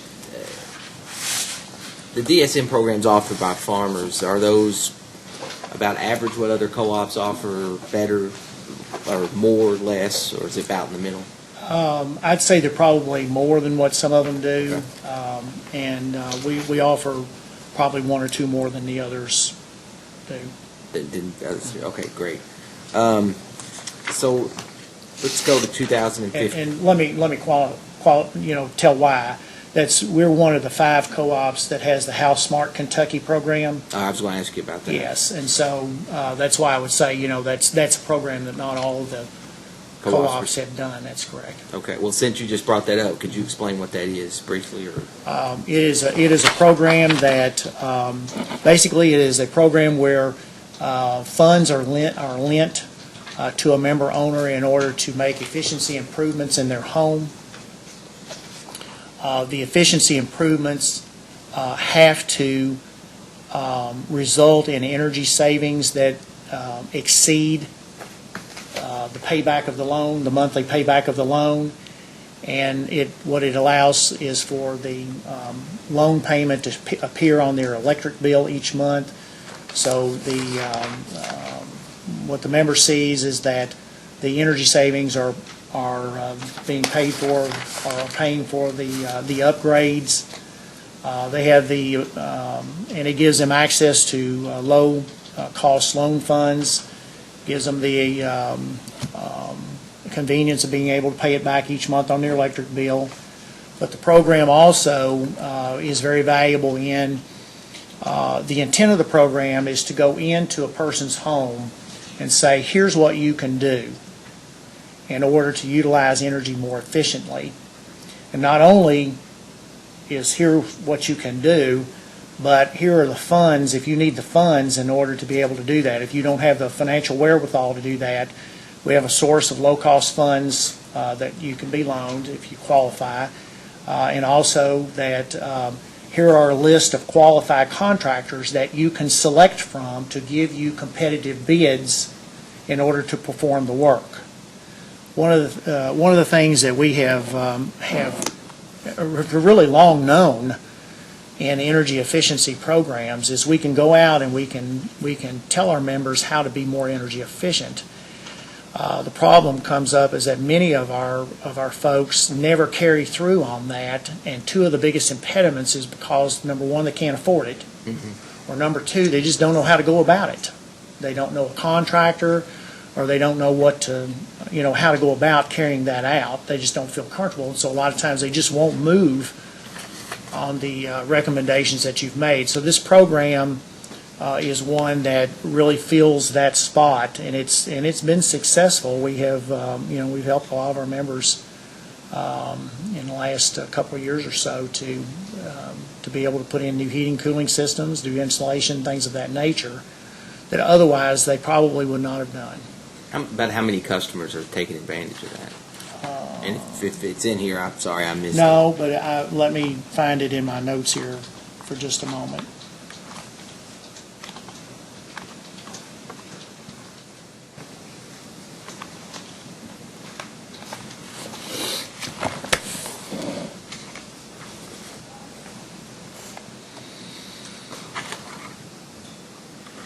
We've had, I believe we have 25 loans that have gone through this program as of the end of 2016.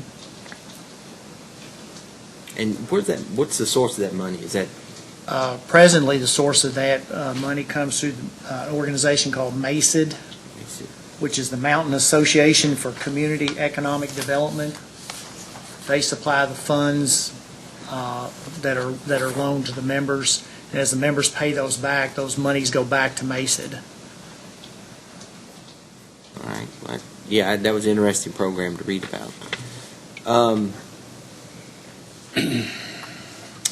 And then to the specific programs that you all have, other than that, I was trying to get, what's at the bottom of the page there, DLC, WH, and DLC, AC, what are those two programs? Direct load control for air conditioners and direct load control for water heaters. Okay. And there was a spike in 2013 and now it's gone back down. Do you know what that, In those items, yeah, those were the initial marketing efforts in those programs. okay. Okay, so now it's kind of leveled off. Yes, it kind of levels off. And then middle of the page there, what's CFL? Compact fluorescent lighting. Okay, all right, makes sense. I should probably know that. And then you've got the Energy Stars, the Energy Audit. It looks like you're starting to get folks to sign up for this Billing Insights online audit. Yes, sir. Okay. And that's a new program you all are offering? It is. It's where they can do a pretty comprehensive audit, self-audit online and on our web page. Okay. And you've mentioned a couple times about flattening growth. I think you said earlier in reference to, or in response to a question from Mr. Parks, you've seen a 17% reduction in sales because of the mild weather. And so just, in general, are you still, something like the program, the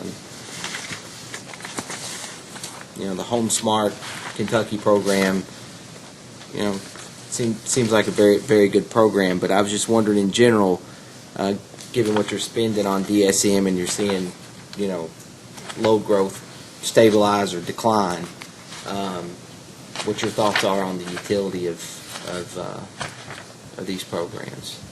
And I'm not got an axe to grind, and so I'm just asking. Well, that is the conundrum in our industry.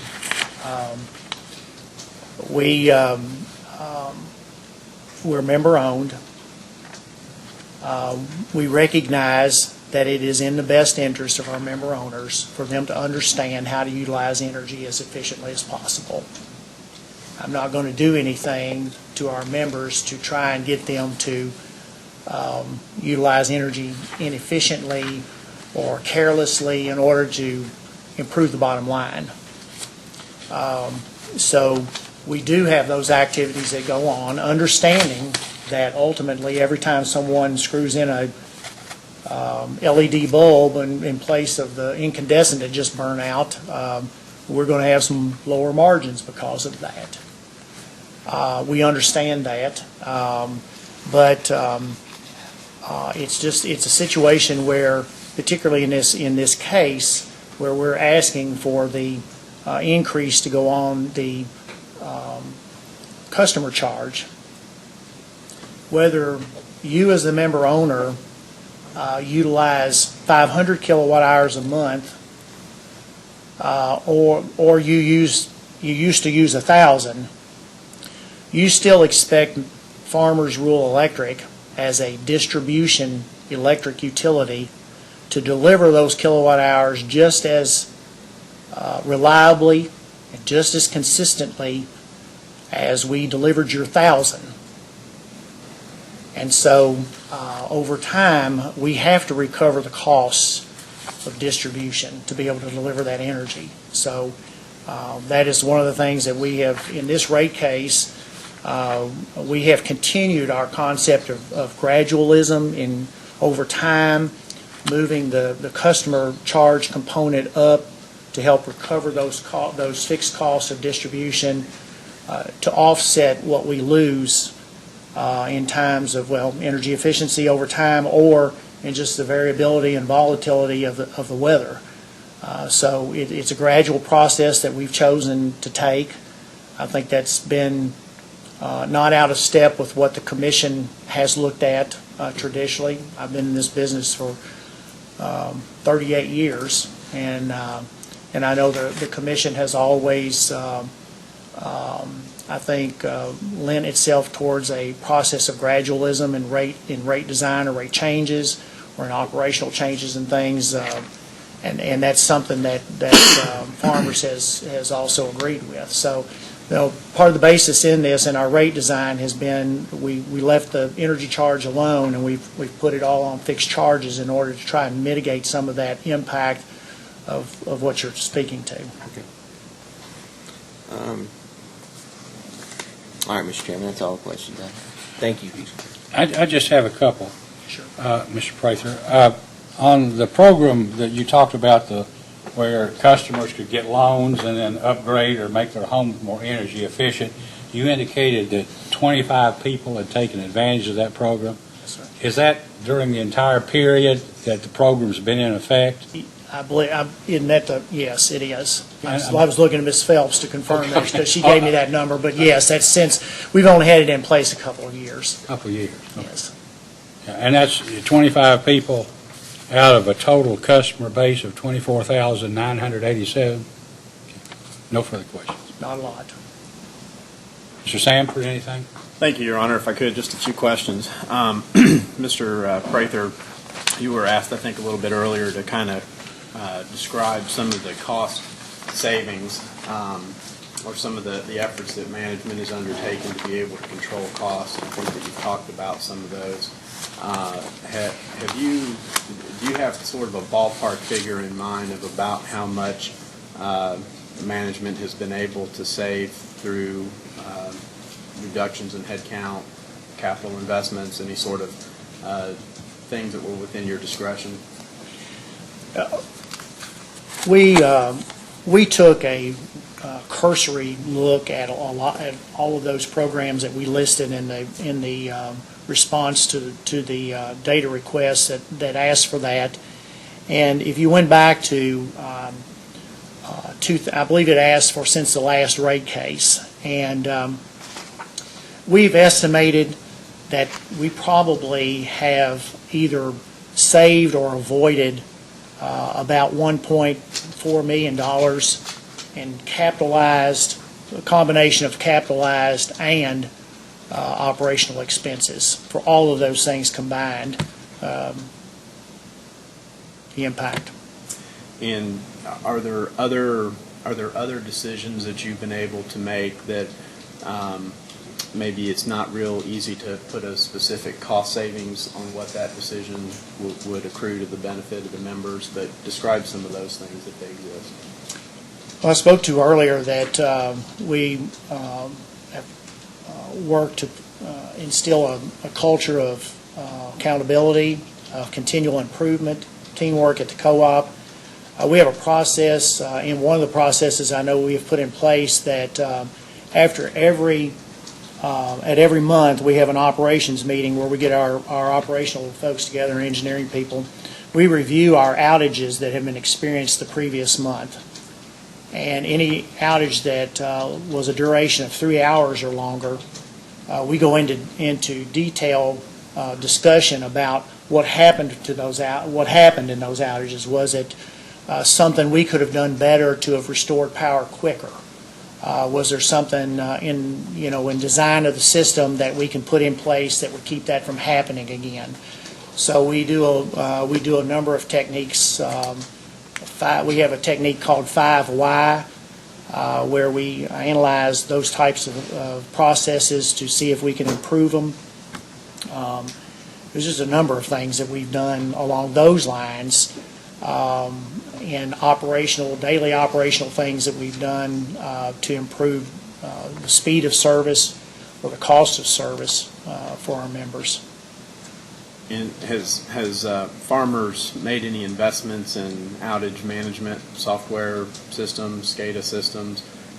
How do those types of investments benefit the members? We did, in 2010, we installed a outage management system. We've also installed a SCADA, or supervisory control and data acquisition system. Those systems are computerized systems that monitor what's going on the electrical distribution system. They help us to know where outages are occurring rapidly. They are diagnostic systems that help you predict where the source of the problem is. They give you back data, provide you with fault data and things of that nature that you can use to quickly put your repair crews close to where they're typically. We can put a crew within 2 or 3 spans of where a fault has occurred. Rather, prior to that, a crew might have to ride most of the line visually looking for that before they would find it. Those things, the improvements that they have is they allow us, when outages do occur, to restore outages quicker, reduce our average outage duration time, which is referred to as CADE, and we have significantly reduced that. That's, I think, shown in the data that we provided in one of the data requests. But it also reduces cost. I don't have line crews out there nearly as long in the field looking to find and then repair those problems. It also has the side benefit of providing information for our members. Our members can utilize their smartphone to look at our website, and they can look at our map from our outage management system, and they can see where outages are occurring. And they can also see whether or not we've assigned a crew.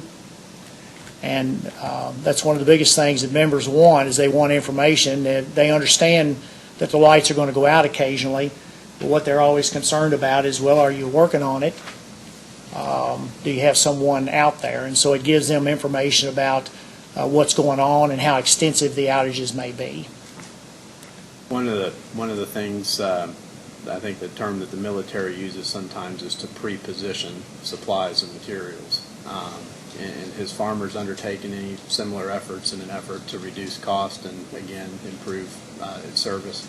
Yes, we have. Over the last few years, we have established 2 small outpost warehouses, one in Hart County and one in Metcalfe County, where we have a pole yard at both of those facilities and a small warehouse where we keep materials. We have also stationed, as over time, as we hired new employees, we hired folks that would be living in those areas and have trained them, and now they're reporting from those areas on a daily basis. They receive their work at those points, and they don't. Prior to that, they all came back to the central headquarters in Glasgow, and then each day, and then left to do their work, and then came back there in the afternoons. But now we have our workforce distributed in other counties.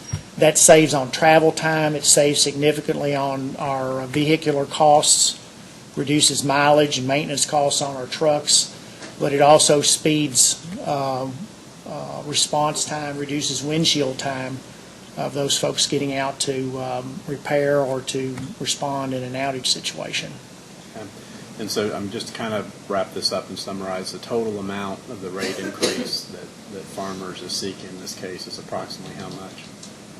Approximately $1.8 million. Okay, $1.8 million. And you asked earlier, if you were to fully fund your vegetation management and that adjustment had been made, how much additional revenue on top of that $1.8 million?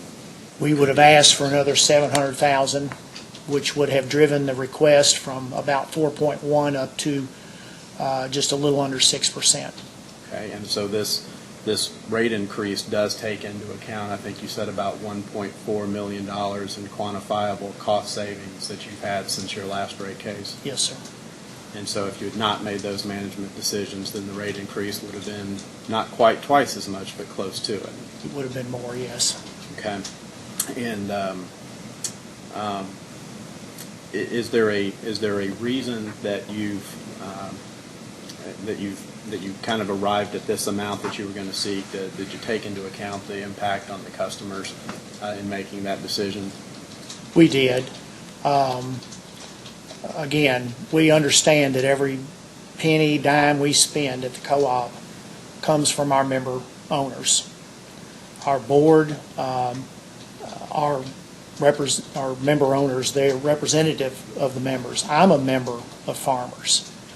And we always understand that whatever monies we're asking our members to pay, we have a responsibility to be a good steward of those funds and spend them in the best way possible. We thought that the 4.1% would give us, we didn't ask for any more than we thought we needed. In fact, we could have asked for more, but our concern was we wanted to try and hold the rate request at approximately 4%. When this case is finally adjudicated, it'll be about 8 years since our last case. If we were to get the full amount that we've asked for, it's about 0.5% per year over those 8 years that we're asking for as an increase, and that's below inflation during that period of time. But we felt like that was a manageable amount of money to provide us with the funds that we would manage prudently and put to work for the members. Okay. And so my last question, in light of this $1.4 million in cost savings that we can quantify, in light of the other decisions that have going to no doubt result in cost savings, although it's a little bit harder to quantify what those are, and in light of your concern for the impact to your members' rates, do you think that this rate request is reasonable? Yes, I do. I think it is reasonable. Thank you, Your Honor. Mr. Parrott? No further questions. Mr. Cicero? Just going along the lines of Mr. Sanford, you referred to the $1.4 million. Is that cumulative since the last rate increase, or is that annually? That would be an annual impact, and that's both capitalized type costs as well as operational. So you have an ongoing $1.4 million. That we've either avoided or we have reduced. When I say avoided, in other words, I think our data request was to specify what you've done to improve service or reduce costs. And we significantly improved the services to our members over the period of time from the standpoint of information availability, the convenience of doing business with the cooperative and how they can conduct that business, various types of things we've done, and different choices in order to enact those programs could have either been hire additional people or to automate or to outsource, things of that nature, and we've tried to quantify what those things were. So probably the majority of those were actual cost savings, but some of those have been things where we have actually implemented some new service programs, and we've said, well, of the choices we could have done, we did it this way. And I apologize if you provided the information already. Have you provided the detail of the 1.4? No, we have, but we'd be glad to do that. I think it's been provided in parts and pieces, and some of it may be new, but we'd be happy to provide Yes, that. if I can see the breakdown of the 1.4 million. Yes, sir. Thank you. No further questions. Thanks, Mr. Chairman. Mr. Austin? No, sir, Mr. Chair. Thank you, Your Honor. May witness be excused. Yes, he may. It's 5 to 11. We've been going since 9, so why don't we take a 10-minute break and come back at 5 after 11?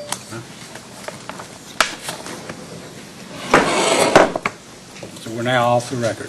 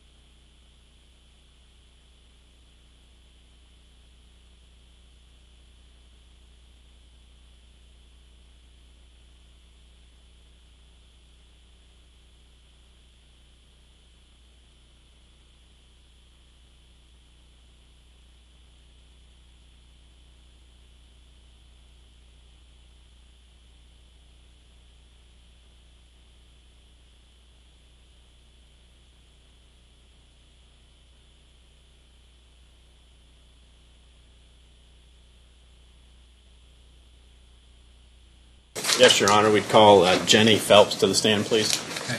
Ms. Phelps, do you solemnly swear under penalty of perjury that the testimony you're about to give will be the truth, the whole truth, and nothing but the truth? I do. You may be seated. Mr. Sanford, you may ask. Thank you, Your Honor. Ms. Phelps, can you please give your full name and state your position with the company?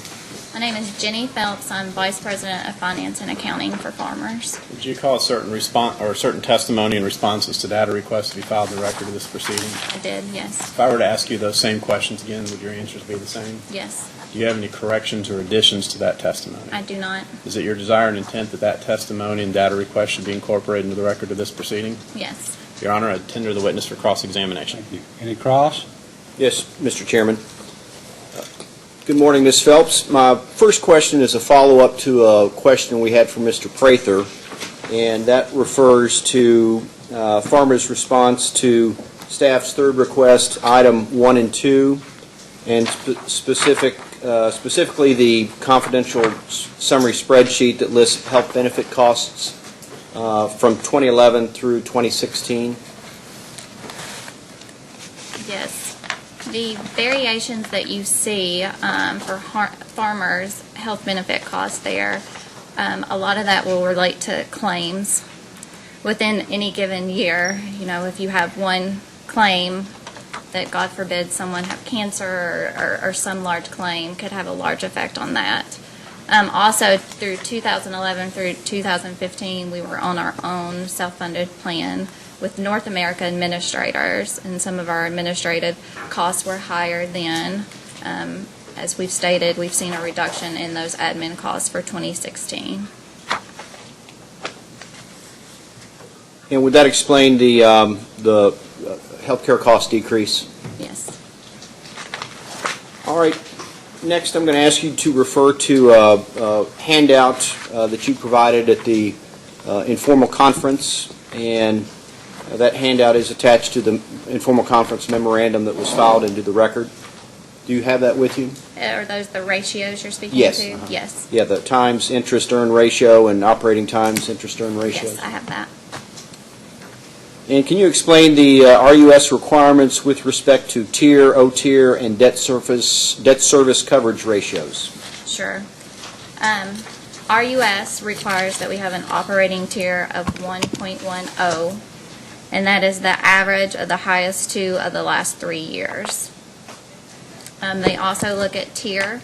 That is based on a 1.25, and that also looks at the average of your, the best two out of your last 3 years. We also borrow funds from CFC. CFC looks at the modified debt service coverage ratio. That also, they look at the best two out of the last 3 years, and that ratio needs to be a 1.35 for our loan requirements.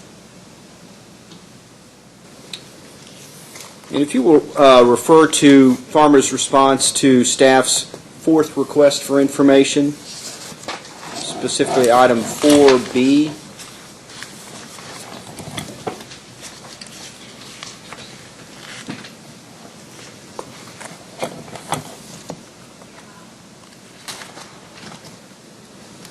Okay.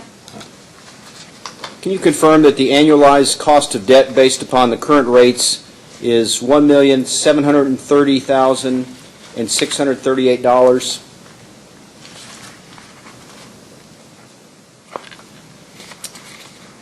For the 2015 test year, $1,771,588. Yes.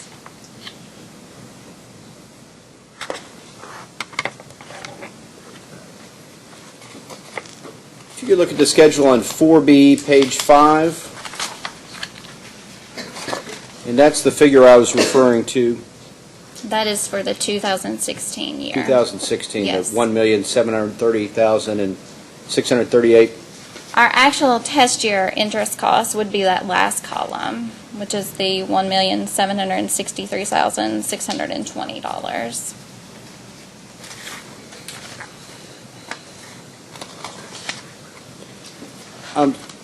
In a post-hearing data request, staff asked that you provide the annualized cost of debt based upon the current rates. Okay. We can do that. Staff has no further questions at this time, Your Honor. Cicero? I don't have any questions. I do not. No, we have nothing further. Mr. Sanford, do you have any redirect? I don't, Your Honor. All right, call your next witness.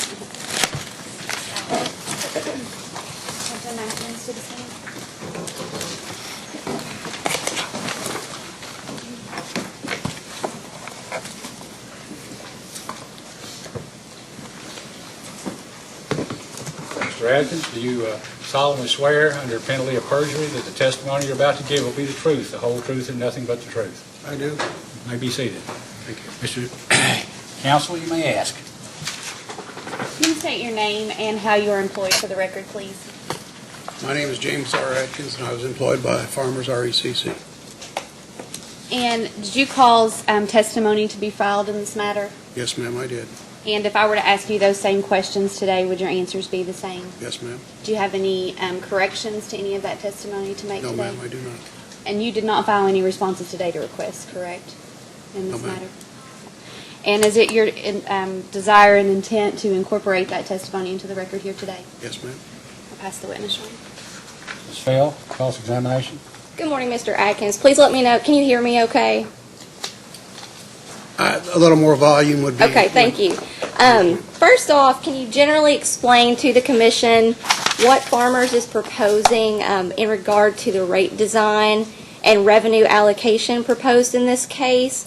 And then specifically, Mr. Prather began a general explanation for us earlier on this, but if you could touch base on why most of the proposed increase was only placed on the customer charge and not allocated between the customer charge and energy.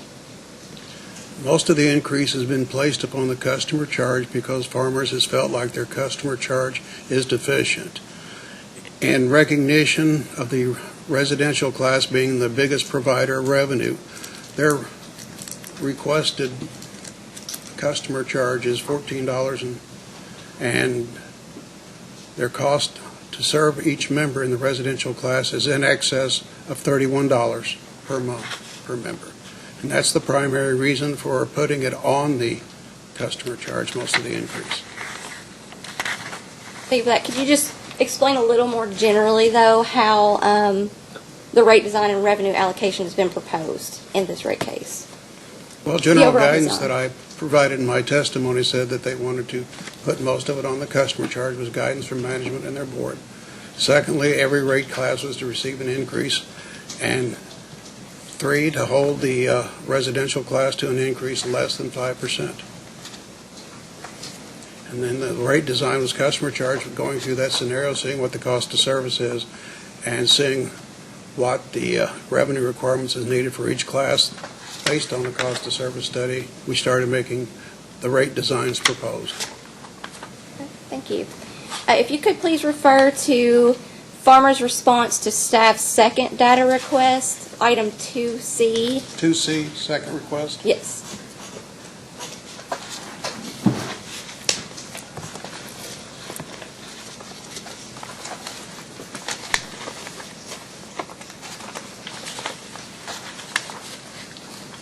And when you get there, we're looking at page 2 of 4. 2 of 4, you say, please? Yes, sir. Yes, ma'am. Okay. If you could please look to the class contributions to tier and O tier for the following schedules. We're going to be looking at Schedule C, Commercial and Industrial Service Rate, greater than 50. Schedule E, Large Industrial Rate. Schedule LPC-2, which is Large Power. And Schedule LPE-4, which is Large Power Time of Day. Looking at those, and again looking at their contributions to tier and O tier, can you confirm that these classes are over contributing to tier and O tier? And Yes. with the proposed rate increase, that this over contribution is being increased even more? Yes, I agree. And that the increase impacts them even more. Can you explain for us why the rate design increased this class subsidy even more? Well, one of the reasons was that an increase was one that wished to be granted to each rate class. Secondly, part of it was for rate design purposes. If the commission were to grant a lesser or greater amount of increase than that requested by farmers, how would farmers propose that the difference in that increase be allocated amongst these customer classes? Specifically, would it recommend a proportional change to each rate class or some other methodology? A proportional change would probably be somewhat reasonable.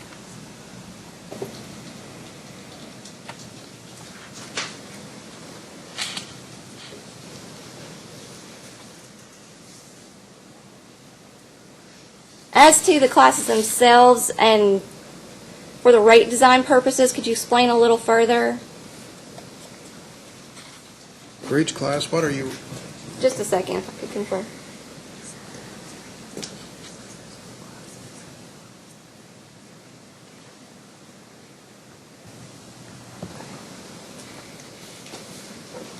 To my earlier question, when you were describing the reasons for the increases to these specific classes that we looked at, yes, ma'am? one of the reasons you gave was that it was for rate design purposes. Could you Yeah. further explain that a little Well, bit? sometimes we're recommending an increase in the customer charge just to let it better match the cost to serve that class and for customer charges, and without any corresponding reduction for the additional revenue that would be produced for that rate class. Thank you. You asked me before your conversation about discussing each class. Could you give me a reference to look at the rate design for each rate class?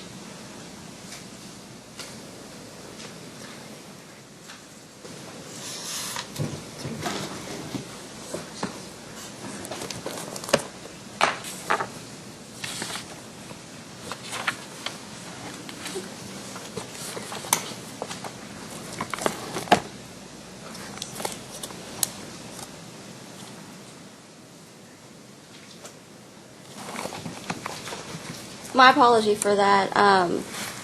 Was just referencing how there was an increase to all classes, but that increase did not change the class subsidies as far as the O-tier and tier contributions that we've just referenced here and looked at. Could you please speak up? I'm not hearing all the Yes, comments. sorry. Same for you, actually. I'm having a little bit of difficulty hearing I you. will try, yes, ma'am. We were generally referencing how the increase to all of the classes was proposed, but that did not actually change the class subsidies when we were referring to this schedule here of the O-tier and tier contributions. Are you saying it did not change the class subsidy? Not significantly. Not significantly. And I was just saying, we're not referencing to anything specific in the record. We're generally referencing to this, how that change occurred, and that did not change the class subsidy that is provided by these schedules. Also, there's another additional reason we wanted to hold the increase to the residential class to less than 5%. If we had not increased some of the other classes, then we would not have met that constraint.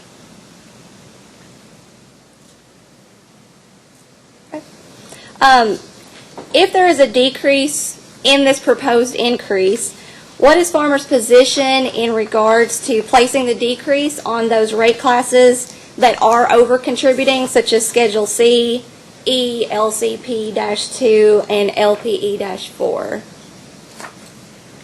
I would have to, really the final decision on that would be Mr. Prather's, and I would defer that question to him. Your Honor, we'd be happy to recall him later if that'd be appropriate. That'd be fine, thank you. Do you know if Farmers has done a study that would indicate the impact of the increased customer charge or fixed charge on low-income customers? Do you know if Farmers has performed such a study? It is my understanding, and I know other cooperatives have taken a serious look at that, and the impact upon the low-income consumers, since their average usage in KWH is higher than the regular consumer, then their percentage increase is less than the average. As far as an actual are you referencing an actual study or just information that's been provided? It's my understanding they've taken a look at that. But I know from actual studies that other folks have had, that's been consistent.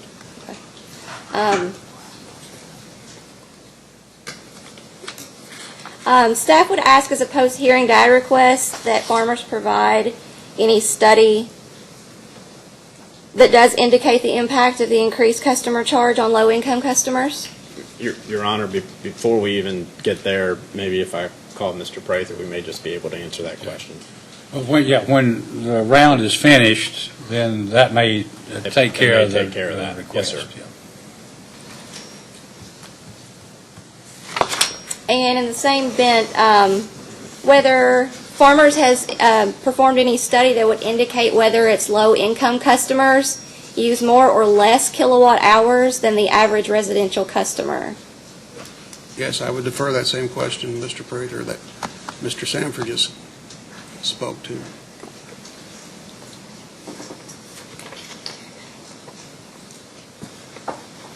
Staff has no further questions at this time. Mr. Cicero?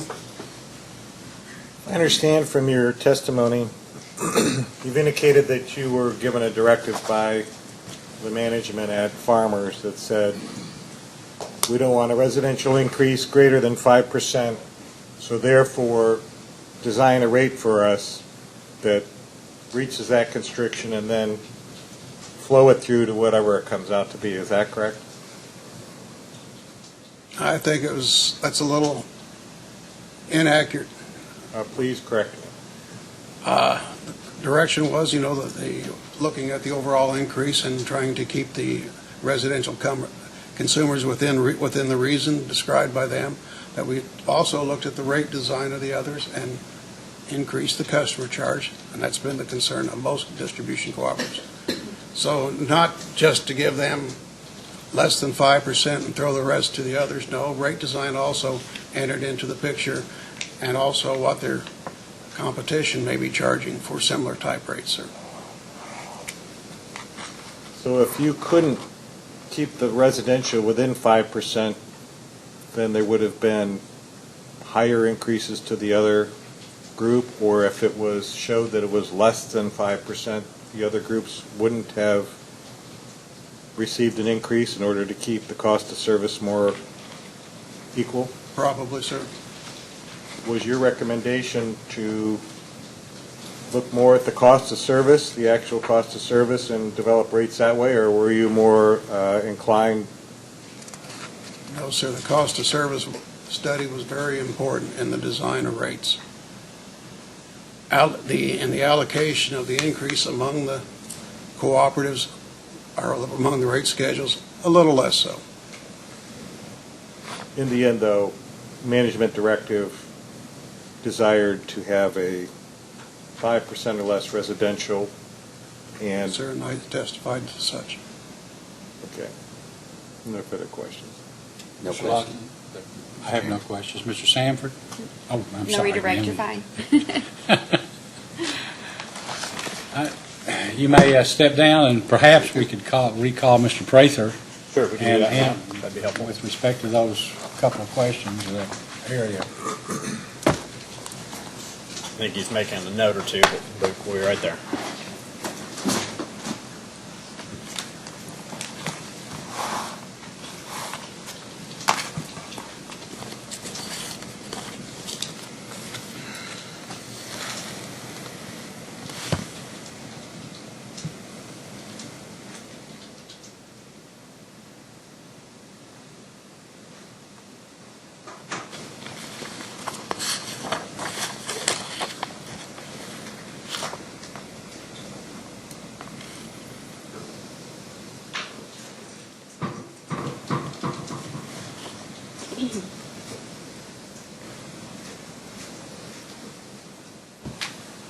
Mr. Prather, you're still under oath. Yes, sir. Ms. Vail, questions? Just as a follow-up to the questions that were earlier asked of Mr. Adkins, deferred to you, Mr. Prather, looking at want to get this reference right, sorry. Staff second data request, item 2C, page 2 of 4.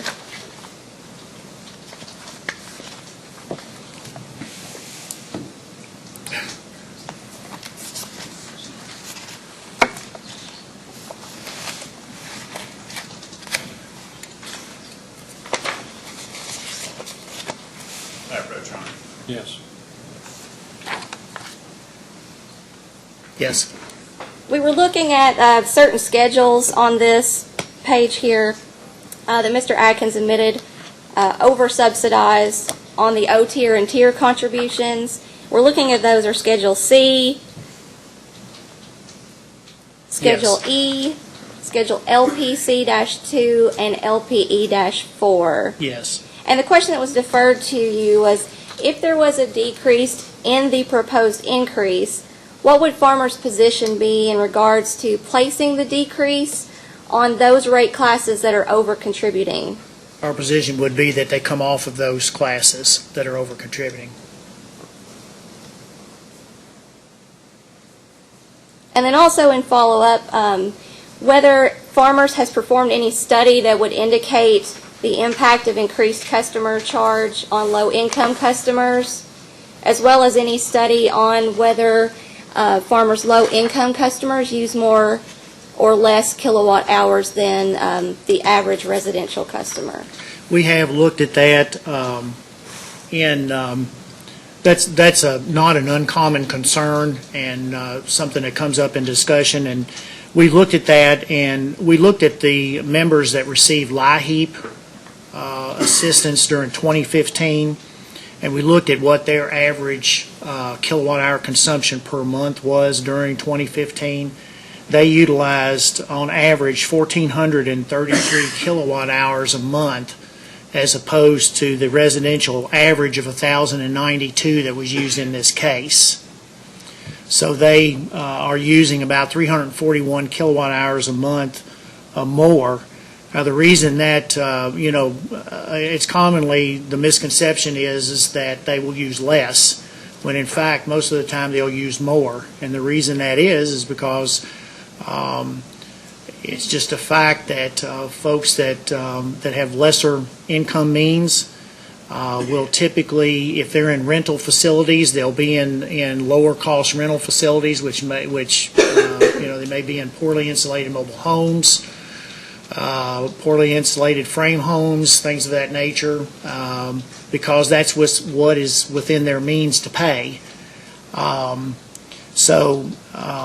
We would submit that this type of a change actually is less of an issue for them, because since they are more prone to utilize high energy in hot summer, high energy in a cold winter, this fixes the amount of increase on their bill at $4.65, what we've proposed, instead of what the resulting swings in kilowatt hours might be, which might be many dollars more, and would be, in all likelihood, many dollars more than that per month.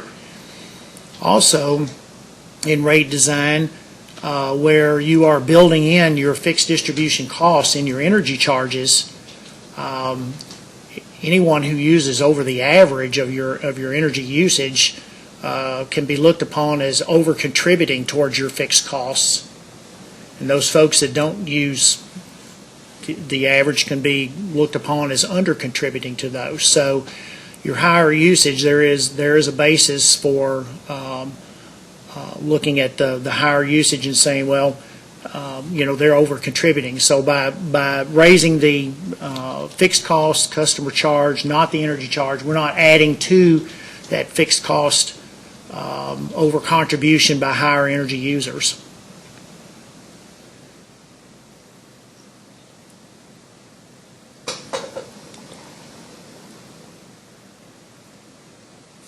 Okay, thank you.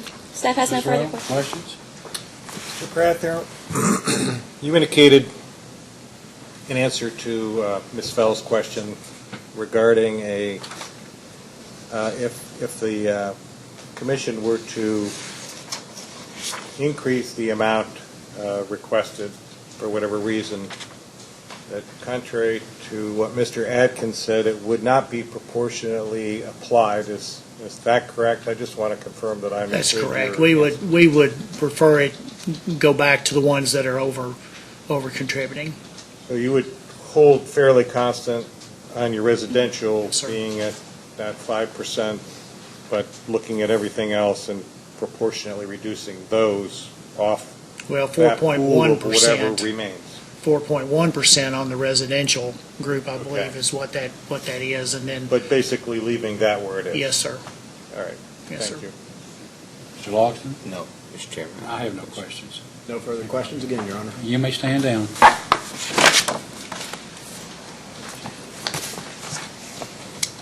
Call your next witness. We'll call Richard Mackey.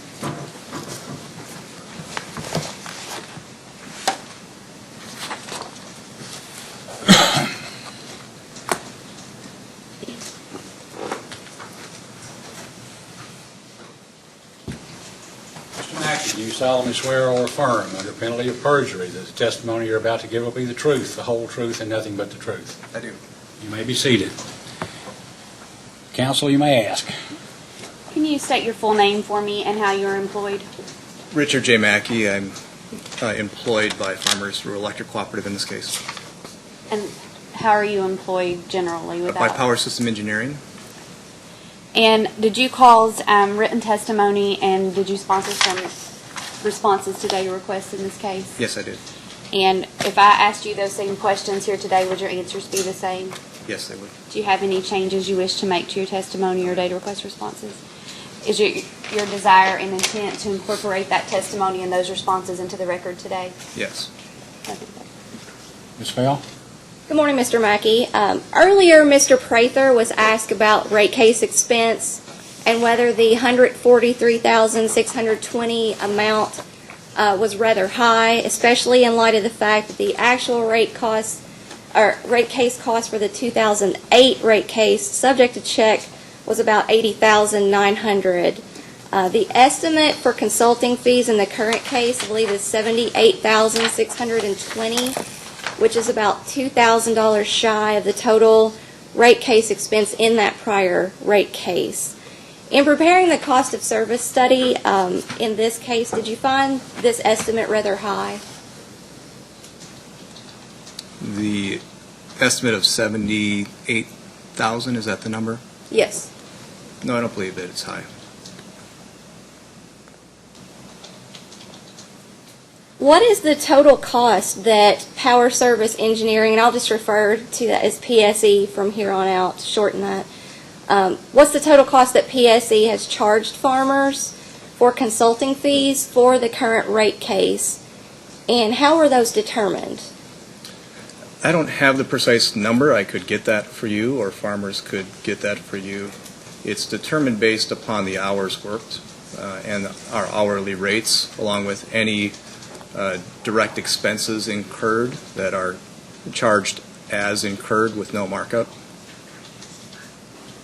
We'll be happy to break that number out with that post-hearing data request 1 where we ask for rate case expenses. Okay. Certainly. So if you could just note that our post-hearing data request 1 should include the breakdown of PSE's Yes, Your Honor. rates. And I just know, I think we supplemented that data response on Friday, which would cover everything that had been expended through the end of February. So there may be some additional, I'm sure there'll be additional expense in March. We'll be happy to provide that. Thank you. You mentioned that it was based on hours worked and hourly fee as well as direct expenses.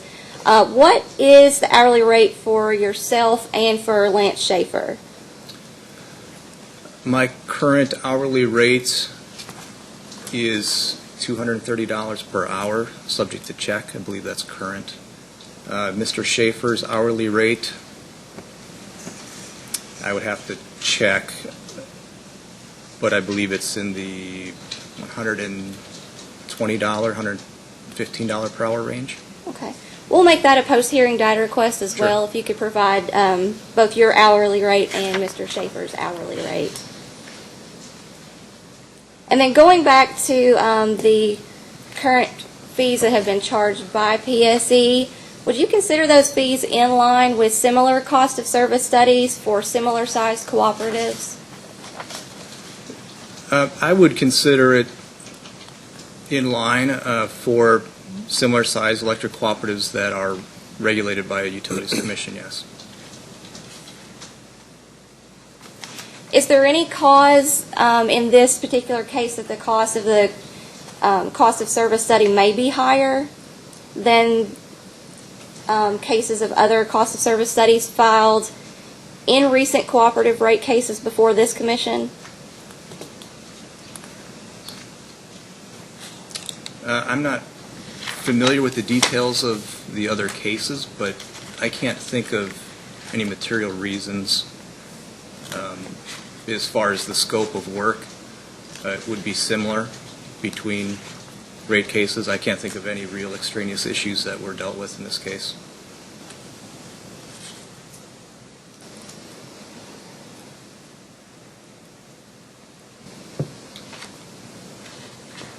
Staff has no further questions at this time.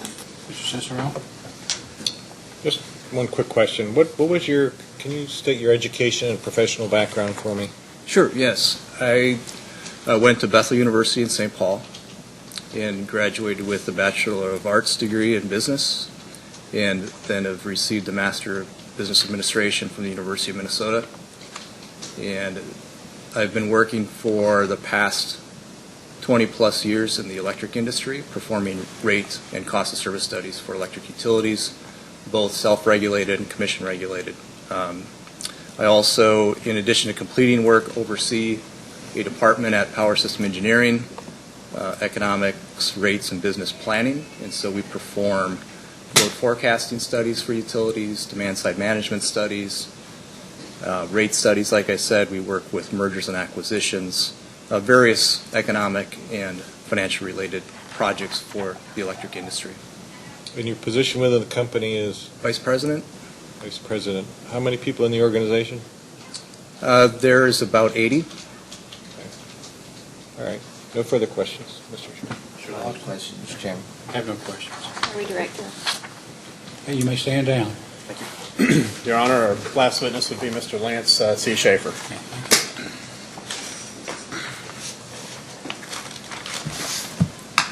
Hey, Mr. Schaefer, do you solemnly swear under penalty of perjury that the testimony you're about to give will be the truth, the whole truth, and nothing but the truth? I do. Thank you. Be seated.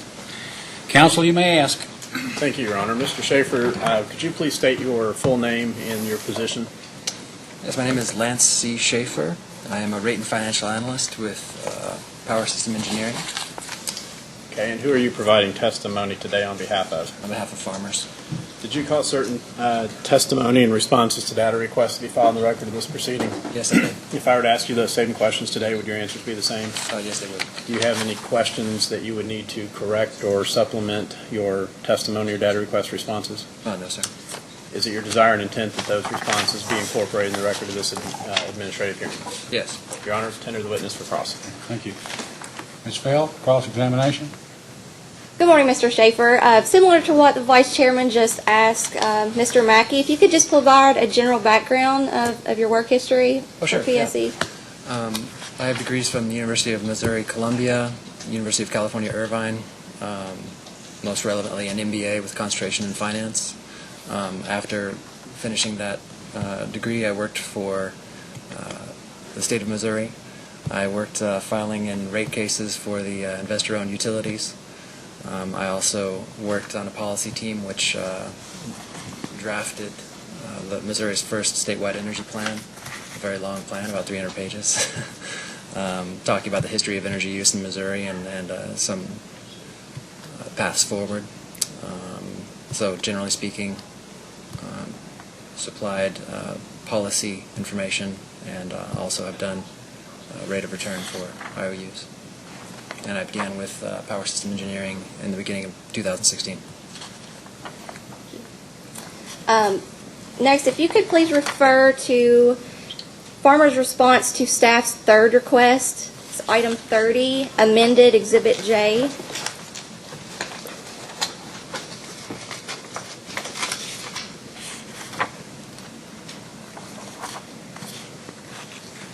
This is DR 330, you said? Yes, item 30, amended Exhibit J. Okay. Could you please confirm that farmers' amended request increase is $1,873,993 based on the adjustments made through the date of the response to staff's third request? Can you refer me to that page that you're reading that from?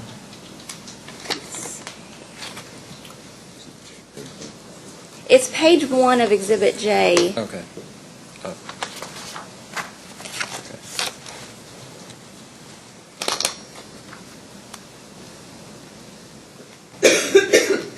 And could you repeat the number you quoted, please? Sure, it was $1,873,993.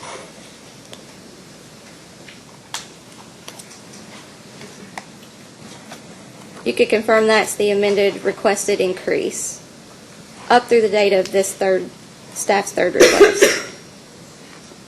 That sounds correct. Do you have a line number you're quoting that direct figure from?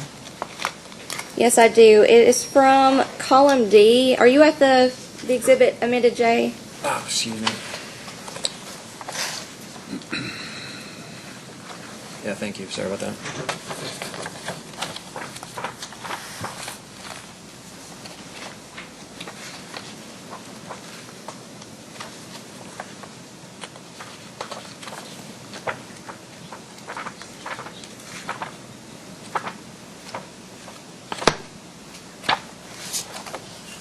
It's near the very end of the exhibit. I don't seem to have J in my amended version here. I have F. Oh, there it is. Sorry. Thank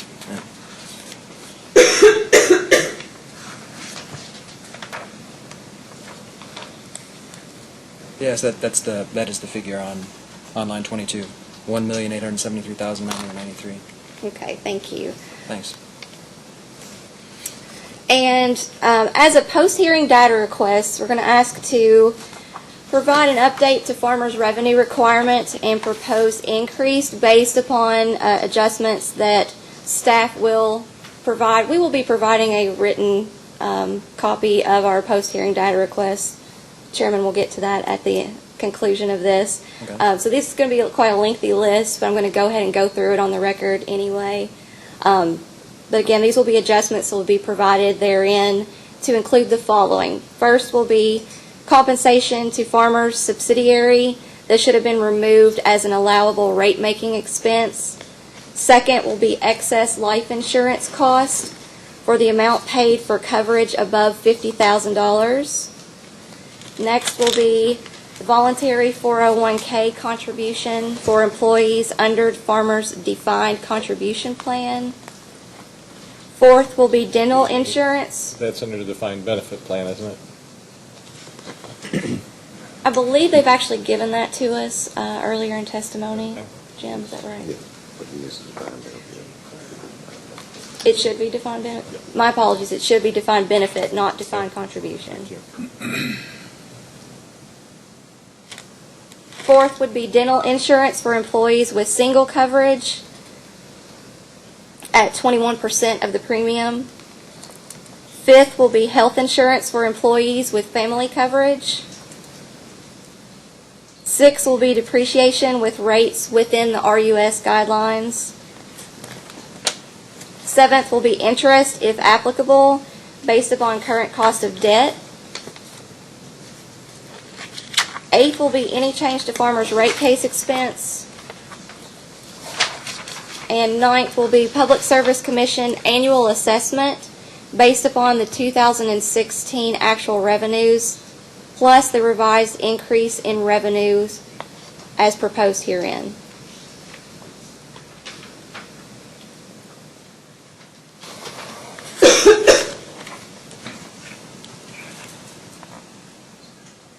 And with that, staff has no further questions. Mr. Cicero? No questions. Mr. Logsdon? No, sir. I have no questions. No questions, Your Honor. You may stand down. Thank you.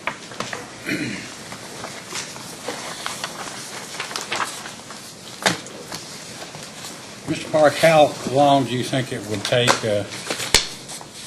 staff to prepare a written version of the post-hearing data request for service upon Mr. Sanford? We should be able to do it by the end of this week. By close of Friday. business on Friday? And Mr. Sanford, how much time will you need when you get that information, do you think, to file a response? Week, 10 days? We have 10 days, Your Honor. We'll try to do it faster than that. But That would, that would give you till, say, Monday the 10th, April 10th. Would that be sufficient? Mr. Sanford, would you like to file a brief when all of this is done? I don't believe a brief will be necessary. There's no legal issues that I'm aware of. All right, at this time, do you have anything else to bring before the commission? No, Your Honor. We appreciate your time today. Staff have any? No, Your Honor. anything? All right, with that, the hearing is now adjourned. Thank you. Thank you.